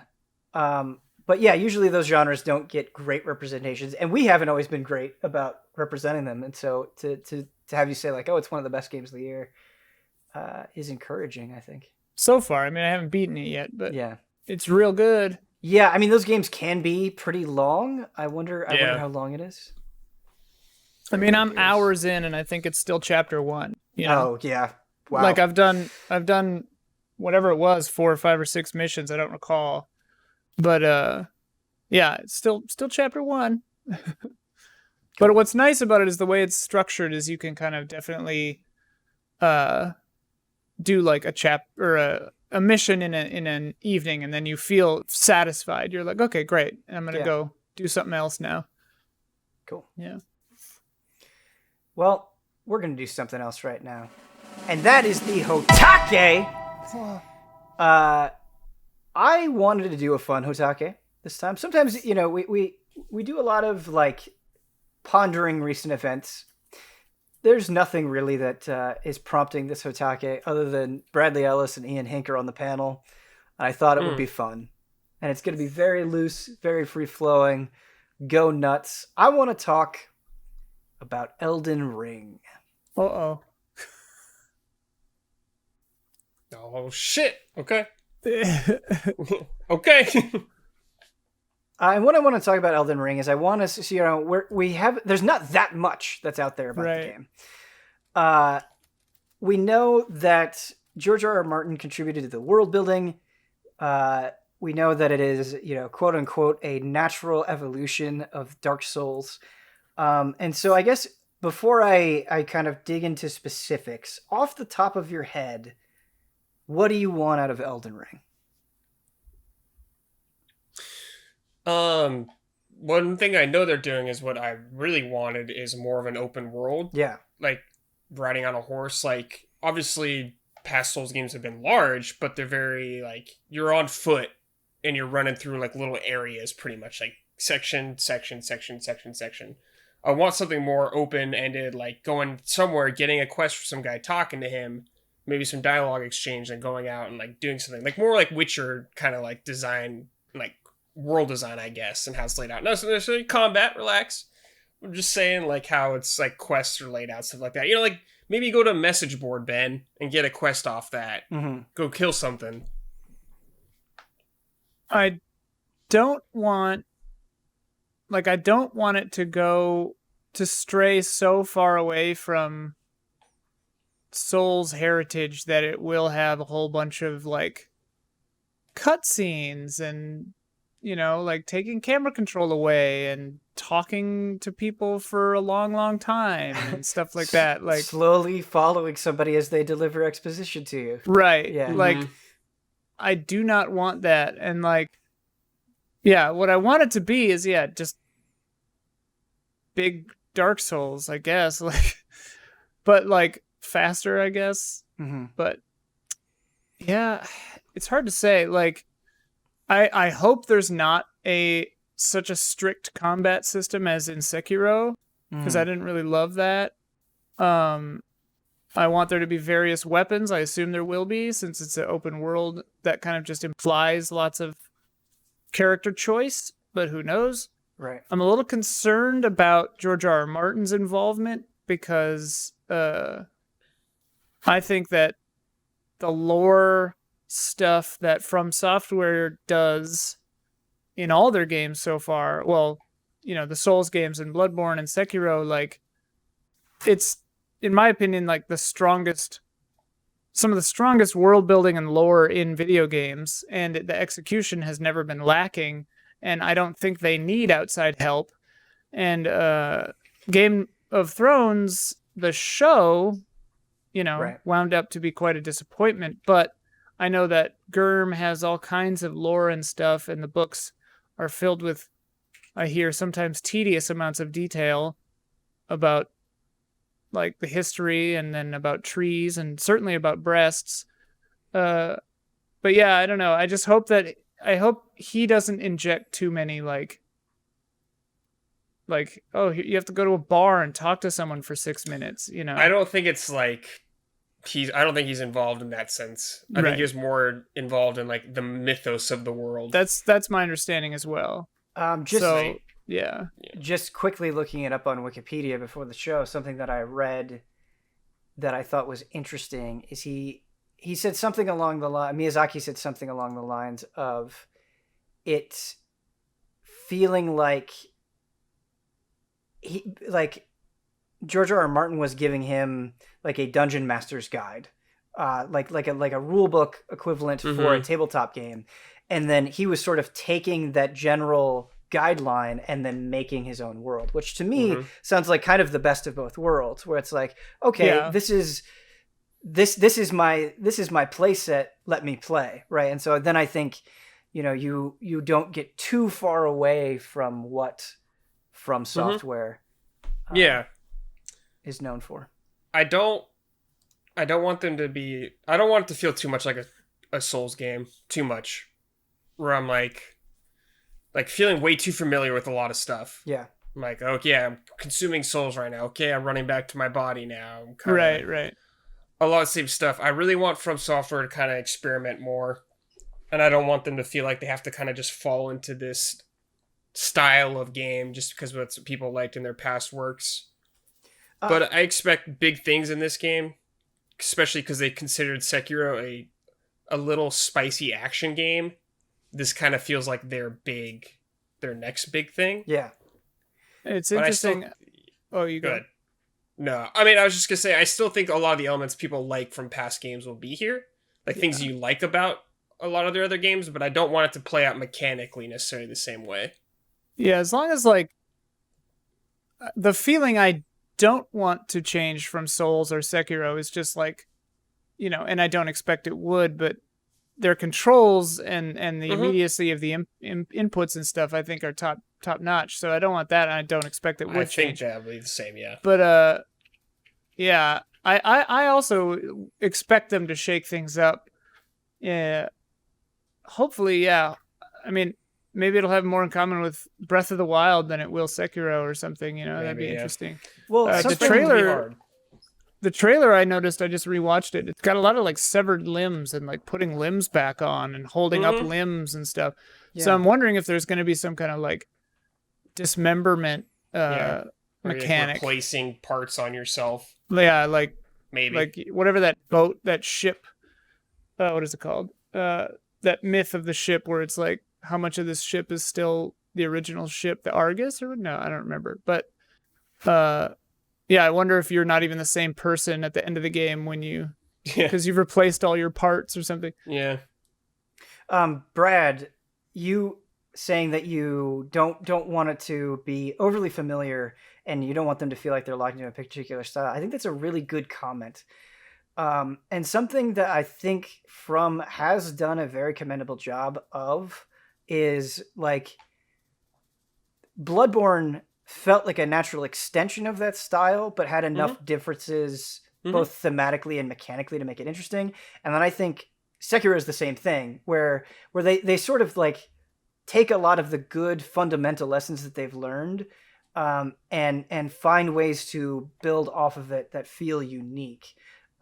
Would you want an even more dramatic departure in Elden Ring? I just kind of like, I want them to make whatever game they want to make. Is kind of where I'm at with them, because I trust them so much.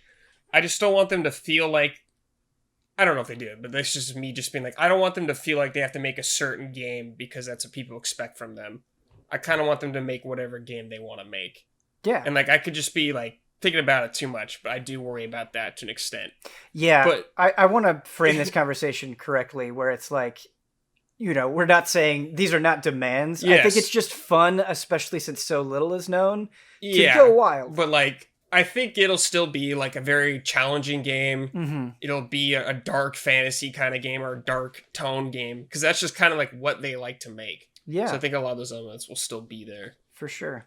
I think a lot of what could be new in Elden Ring comes from the world, right? Yeah. And the game that I keep thinking of when I kind of think about the feeling that I want Elden Ring to have is Shadow of the Colossus, where a feeling I love in Shadow of the Colossus is when you just kind of go in the world and it feels like you don't know what you're going to find. There's kind of this like desolate nature to the world, and it's very sparse.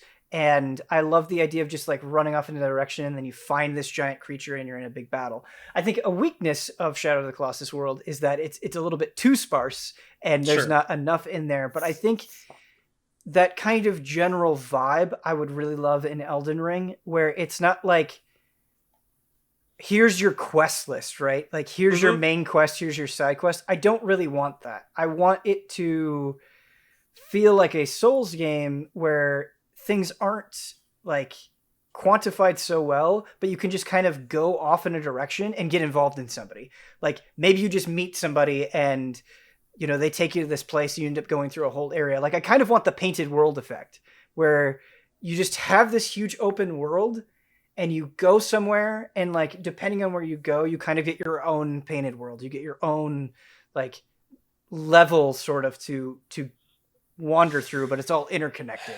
I think it'll have a main quest you should do, but I think they'll present it in a way like they do with past games, where it doesn't necessarily feel like quest log. Right. Like you'll have an objective and you kind of have to do, but there'll be plenty for you to experiment and find along the way. Yeah.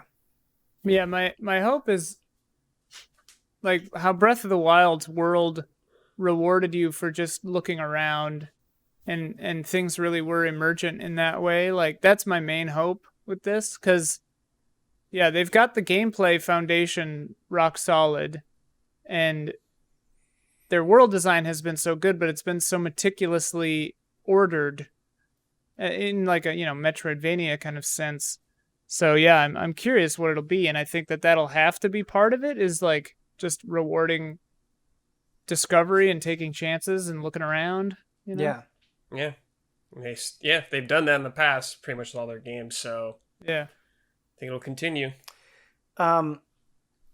something that I like about Sekiro is by limiting you to kind of one weapon, they can build the mechanics of that weapon in a specific way where they can build off it to the point where you get to the final boss, and it's like, okay, you really need to have mastered kind of the fundamental elements of these mechanics. I like that. And I think something with Souls, like, I appreciate the weapon variety, and I appreciate you being able to kind of find what you like, but I wish there was a way, maybe within terms of the progression, where you could kind of like start somewhere with a weapon, and then the more you use it, you get greater proficiency for that weapon specifically, like whether that's expanding moves or greater defensive options or something. Like, just sort of this idea of weapon mastery beyond kind of the stats that those weapons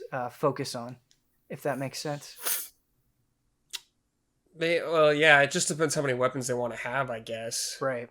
Because with that system, you can't really have repeats. Sure. It seems like you can only have like one type, which I don't have a problem with at all. Like, you got like one two-handed axe. Maybe like, I don't know if this is the best way to do it, but just for example, they could do a skill tree for it. Maybe not necessarily where you get stats up, but like you'll learn some new ability with it, maybe. Yeah. Yeah, I don't know. I think, and this is, off the top of my head, not fully thought through, but I love the idea, right? Like, Ian, you talking about Blades of Mercy, right? And how kind of like attached you are to that weapon type. It would be neat if there was like an Ian Blades of Mercy style, right? Where there was like a move list or like a weapon skill tree that you specifically went down that felt different from other people's Blades of Mercy. Like Absolver. Oh, is that what Absolver? I haven't played Absolver, so I don't know. I believe it was Absolver, not Ashen. I think it's Absolver where you can like craft your own fighting style. Yeah, that's Absolver. Yeah, you like pick all your moves. Yeah, Absolver. So you like pick all your moves and stuff. It was kind of an interesting idea. Yeah, that's like all hand to hand though, isn't it? Yeah, it's all. Yeah. So it's like more. It's like when you get super in depth like that with a specific thing, you can't have as much variety, I guess, in weapon types. But I think the way to do sort of what you're describing is take it more of a Bloodborne path where, there's only like 20 or 30 weapons. Mm-hmm. And you like, but I mean, in an open world game, like, again, I assume the assumption with most open world games is, you'll be finding all kinds of stuff, but not every open world game is like that. Not every open world game has hundreds of weapons. So, kind of keeping along this weapon conversation, do you want magic to be in Elden Ring? And if so, how would you like to see it manifest? Oh yeah. Sure. Yeah, I'm down. Again, looking at the trailer, like, people seem to have like a disease, or like their arms have like weird like scales or drying out or something. So I'm wondering if like decay is a theme or something like that. But sort of like how hexes worked in Dark Souls 2 and 3, where it's like you gotta sacrifice something to do the magic in a way. I think that would be kind of cool. Like, I don't know. Yeah, it's all speculation, but it'd be neat. I wonder, you mentioned like decay, and we were talking about Breath of the Wild, and obviously, weapons have durability in Souls, but it's not like a concern to the same degree that it is in something like Breath of the Wild. Do you think, I guess, more demanding durability could be interesting in the context of a big world? Like you have to like switch arms or something in the middle of a fight, or maybe even like a Devil May Cry 5 system where with like Nero, where arms can break, or you can like kind of cash in. Yeah, it seems like they kind of experimented that with the prosthetic arm in Sekiro. You have like the spirit emblems to do that. Right. You need like a currency to do that. I could see them doing something like that, Ben. Like evolving it some way. I'm not sure what. Yeah, well, I was just going to say, it's funny because they really dialed it up in Dark Souls 2. The durability, I think, was the fastest in that, and then they kind of stepped it back for Dark Souls 3. It wasn't great in past Souls games durability. I don't think it's really done it in an interesting way. They kind of stepped away from it, I feel like. If they can incorporate what the interesting point of it is. Yeah, exactly. It just feels like weird. Like if they incorporate it in an interesting way, Ben, and design the game much more around it, then I think it'd be cool. I always like the idea. I think it's like crystal weapons, where it's like, oh, they'll do good damage, but they break super easily. It never. Yeah, I felt like it was never explored in a super interesting way, but I think the base concept is kind of neat. Let's talk about lore. Right, where I think Sekiro was a big departure in the sense that like you were a named character in this world. You are going to be creating your own character in Elden Ring. We mentioned mixing things up and having it feel new, right? And these games, the Soulsborne games, are renowned for how they present lore and how much you have to piece together yourself. And kind of the more you dig into it, the more you get out of it. And obviously that's a great thing. I'm not criticizing that style in any way, but would you want Elden Ring to feel like very similar to that? Or is there sort of any other storytelling that you'd be interested in? Well, the first evolution that comes to mind is just like, you can have a created character that still talks. Right. It's possible.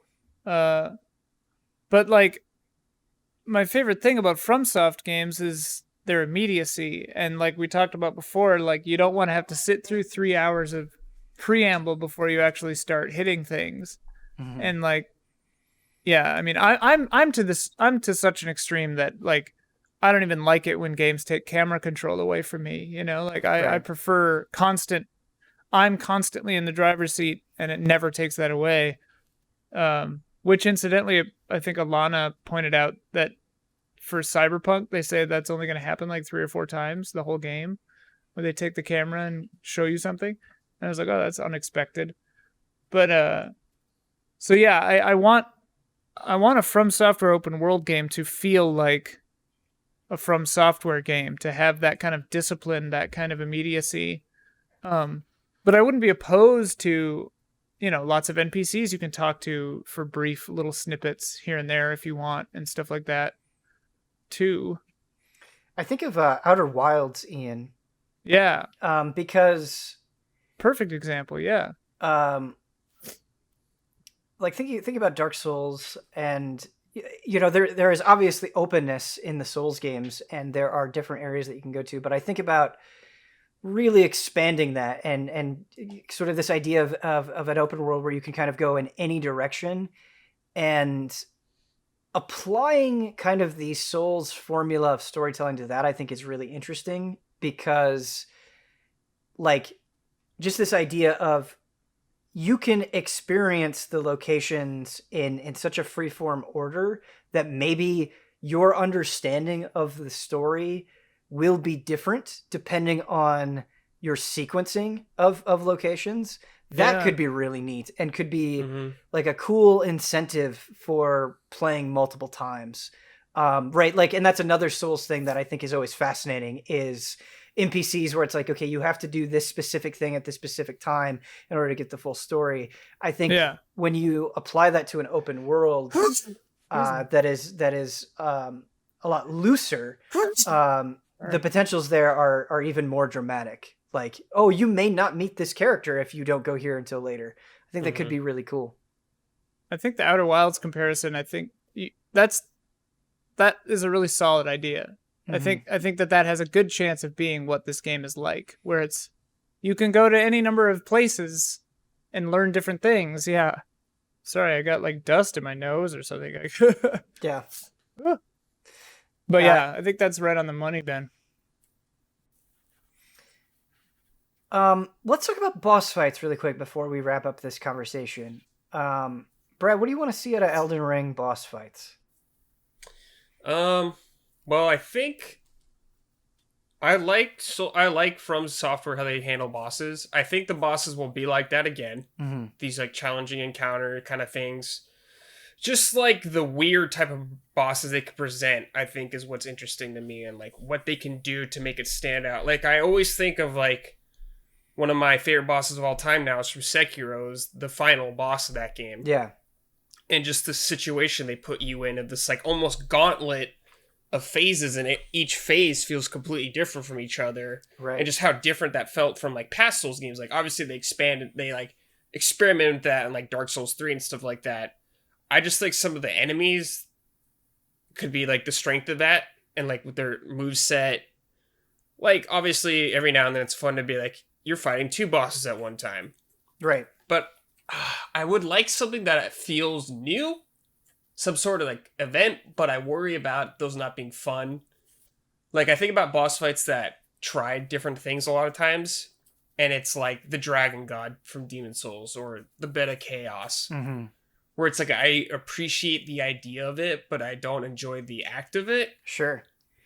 Yeah, I actually think Souls can have a problem with that, Brad, and I agree 100%. Where like like looking at Dark Souls 1 through 3, it's like, okay, you've done the like multi-person boss fights a little too much, and they feel a little too similar to one another. Yeah.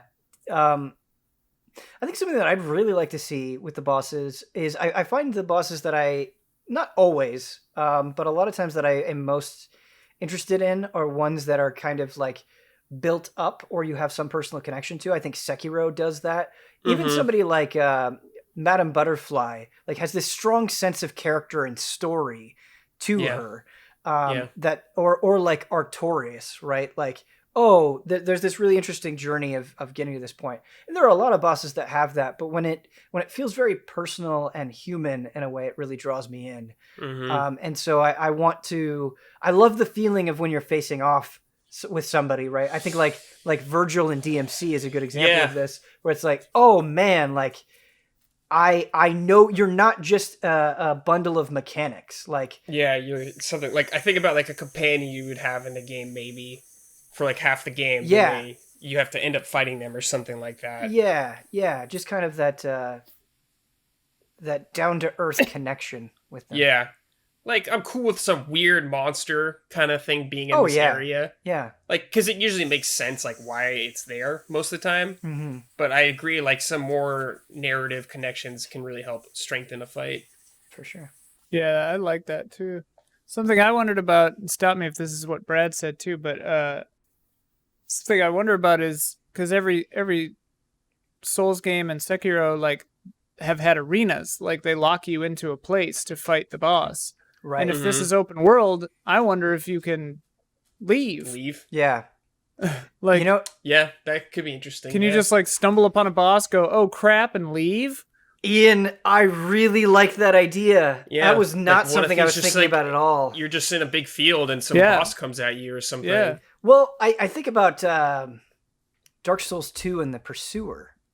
Right. And like that it wasn't maybe utilized as well as it could have been, but a great idea. Like something that's just kind of hunting you, and maybe you don't finish the whole fight at once, but it's broken up over the course of this entire world, and this feeling that you can encounter them at any time. A nemesis.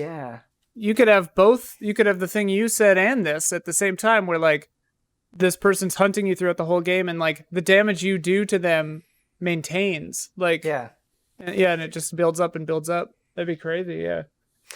Kind of bouncing off that, if you there are like bosses that maybe you don't have to kill, where it's like you can make a decision to leave this thing alone and it'll change the world this way, but you can still progress and get to the ending, or you can put it down and but or just the idea of like killing something not always being the way forward, right? Where it's like, oh, you took down this boss, that's actually what you weren't supposed to do. Well, and like or there's a consequence.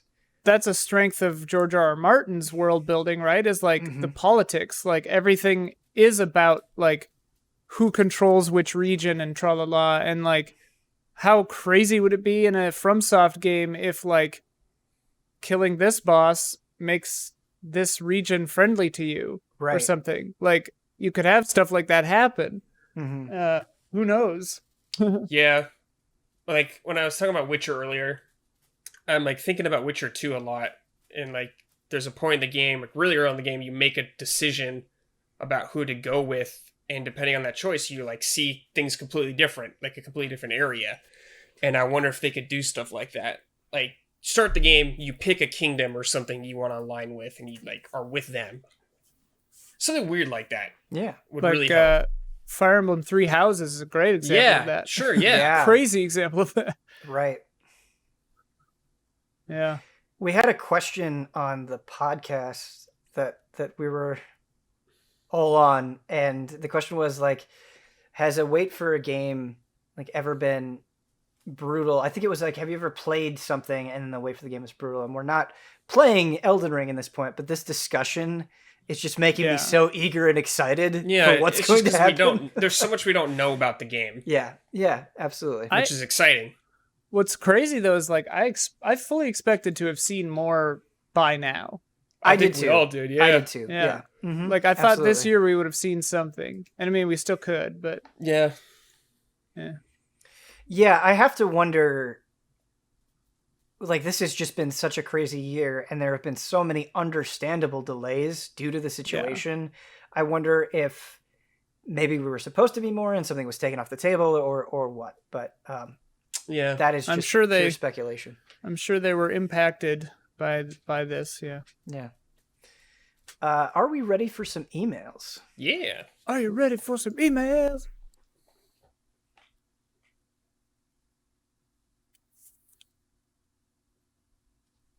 Our first email is about survival horror. Coming in from Jeff.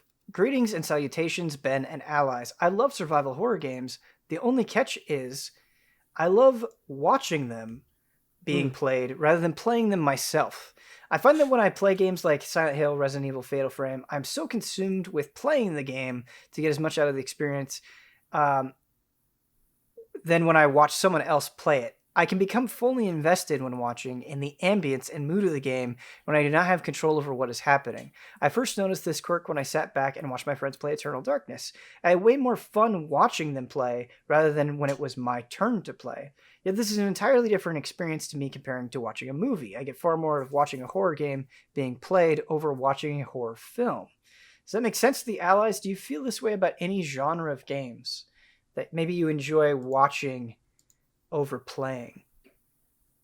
I fully understand it. Like I understand it. There's such cozy vibes sometimes with just watching, especially a horror game. Yeah, it just has that kind of like sleepover vibe, you know? And like I had a friend when I was a kid, like I was too scared to play it alone and he didn't want to play it. So he would come over and watch me play Silent Hill 1 and 2. And it was a blast. Like, you know, yeah, so I understand that.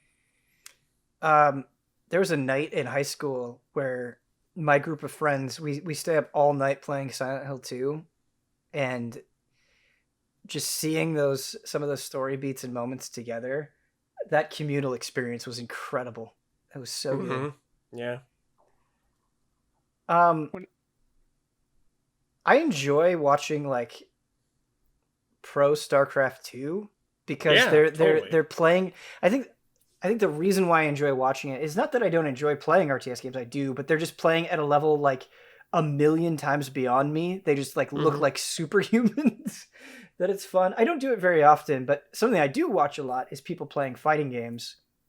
And again, I wouldn't say I enjoy watching more than playing, but I think when you're playing a fighting game, it's like, especially when you're at a low level, it's like, oh, I'm trying to like make sure I'm doing the correct input to get the move out, or, you know, like, oh wait, what was that combo again? Or like whatever. There's so many things going through your brain. Whereas when you're watching, these people are just so practiced and skilled that they're thinking about things that you don't even really get to consider in the same way during a match. And I find that very, very, very satisfying to watch and super enjoyable. Totally, yeah. Same with speedrunners. Like, oh yeah, AGDQ just has such vibes, you know? Yeah, that's a great example. Like, it's so weird watching some speedruns because it could be a game that you've played and know very well, but they're just approaching it in such a way that it seems like a completely different game. Yeah, you don't even think about like they're not even thinking about the way. same things. Yeah. Very cool. I appreciate the level of intimate knowledge that they have to have too. Oh yeah, absolutely. Yeah. Brad, any genres that you enjoy watching more than playing? Can't really.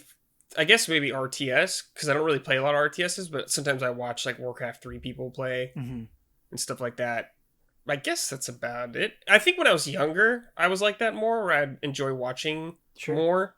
Like I used to watch I watched T play Resident Evil, of course, a million times. Yeah. But as I gotten older, I found more enjoyment out of me actually playing them. Cool.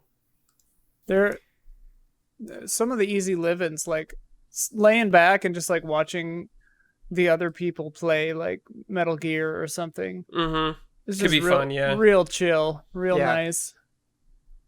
I liked watching them Kyle play Shrek for a bit, but then I just got bored because it was Shrek. Yeah. That's a good way of describing that. Yeah. Our next email comes in from Matthew. Hey, Ben and panel. What's your DLC threshold? Do you get all the DLC for the games you play? None of it? I have a feeling you're probably like me, and it's a game-by-game basis. But is there any type of DLC that gets an instant I'm in? Certain type of game/genre? Is it additional characters, levels, or more story? Or is it as simple as I like it, so I'll get it? Just curious to hear your DLC habits, if you have any. Like he said earlier, boring answer, game by game. Yeah. For me, definitely. Yeah. If it's a game I really like, I'll do the season pass or whatever. The types of DLC I like the most are obviously like, story or like areas like the Dark Souls DLCs or something like that. Like I've bought, an extra character here and there for a fighting game or whatever, but usually that stuff doesn't grab me as much. But like, your Vermintide 2s and such that have like, here's a whole new bunch of levels. That'll get me. But yeah, it's game by game. Like I'm picky enough about games as it is that like if I finish a game, it means that game is really one of my, really good. And like only games I finish, I'm likely to buy DLC for, unless I'm feeling real brazen in the early days and I buy the season pass because I'm like, I'll never get tired of this. And then, there are probably a few season passes I never even went and did. But did you buy the Pokemon one? No. I had mercifully grown tired of that game before the DLC had been announced. I feel like I miss out on DLC a lot. Not always, but I miss out on a lot just because I'm playing through so many things that like a lot of times DLC is delayed enough that it's like, oh yeah, cool, I did love that. I want to go back to that game, but I'm too busy with other things that I'm playing. And that happens a lot, which frustrates me. I wish I was better about some story DLC for games that I really cared about. A type of DLC that I do really like a lot is character DLC for fighting games. Because I think it can be hard to like constantly be committed to one game in any genre doing this job. And it's like you're always bouncing around, you're always moving on to the next thing. And so a character is like, oh man, even if I just dive back in and just mess around with this character for a little bit, that's a good excuse to get back in this game. And it's always fun just going through the moves and seeing what they add and what is different. And so I like character DLC a lot. Would you consider an expansion DLC? I feel like expansion and DLC can be so vague at this point that they can feel kind of similar. I think expansion is just a big DLC. Yeah. Yeah, those are my favorite then. Just the big boy. And it's probably cheating, but like... I've always considered them to be like same Iceborne thing. is like an expansion. Oh, yeah. Well, and that's another thing where like Monster Hunter World, I love so much that like not only am I in obviously for something like Iceborne, but I've spent a lot of money on like handler outfits and that sort of thing just because like you play that game so much that that visual variety is nice. It's just nice to have. So Yeah, so it is game by game, ultimately. Our last email comes in from Varun Kechwaha. I hope I said that right. Hi, allies. Have you Varun Kechwaha. Is that what it is? Maybe? Varun Kechwaha. I think that sounds better than what I said. They've commented on reaction shots. So I don't know. I think they told me once how. Okay. Or Kechwaha? I don't know. We're sorry. Yeah. No, certainly not a slight. Hi, allies. Have you ever overthought something in a game, and what was it? For me, I had 2 examples in Persona 5. I had no idea. I thought these, even though I had played 4 Golden before, I thought that there was some hidden morality system linked to the amount of shadows you killed during negotiations. It just seemed brutal to me. So the first palace, I avoided killing shadows until I realized that playing like that was untenable and tedious. The second one was, for some reason, I thought that the traitor in your team was linked to your social link system and how you talked to certain characters. For example, if my social link was low with Ryuji and I always chose certain dialogue with him, then it turned out that he was the traitor. Have you had moments like that where you thought a system was more complex than it was? I mean, I can't think of a specific example, but this happens all the time in puzzle games, right? Where you're you're just sitting there overthinking it, and then when you finally realize the true answer, you're like, oh, all right, I was making this way hard on myself. Yeah. So that happens a lot. A recent one for me, Brad, was Ghost of Tsushima, where... Oh, you asked me about this. Yeah. I just the way that they presented it, I convinced myself that if the more stealth kills that you did, and Brad quickly corrected me, but there was a moment where I thought the more stealth kills you did and the more you went away from your samurai code, that it would change the story. Oh, Omar thinks that too. Is that not But true? It's I don't think that's a even thing to think it's far-fetched based on their past history. Right. With infamous games. Right. And a morality system. But I overthink stuff all the time in games. Yeah. All the time. Puzzles, Ian, I was playing Zelda, I'm just overthinking puzzles way too much. Yeah. Where it could just be so simple. Another good example of that, and I feel like I've gotten maybe slightly better at this, is in RPGs where you get too precious with weapons or items where it's I gotta save this in case something really hard happens. Dude. Right. And then you end up beating the game and not using any of that stuff. With 20 elixirs. Such a bad habit, yeah.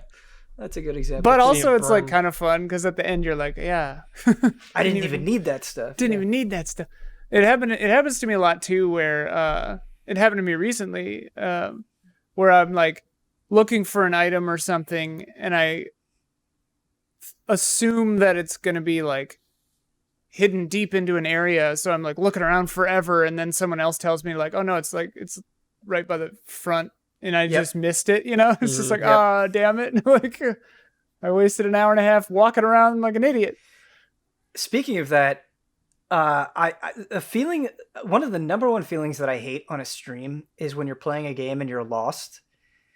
And because you feel bad that you're lost, but you're also just this audience is just watching me run around like an idiot. I hate that feeling so much. When you stream, a certain amount, I'll just say a percentage of your focus is already gone. Yeah. Oh, absolutely. You're on camera. Yeah. It's already gone. Yeah. And it can be a drastic number where you just miss something so obvious. Yes.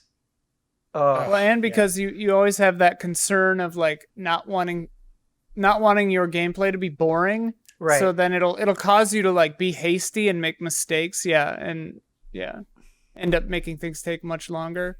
Much like not wearing a mask during a pandemic. It's true.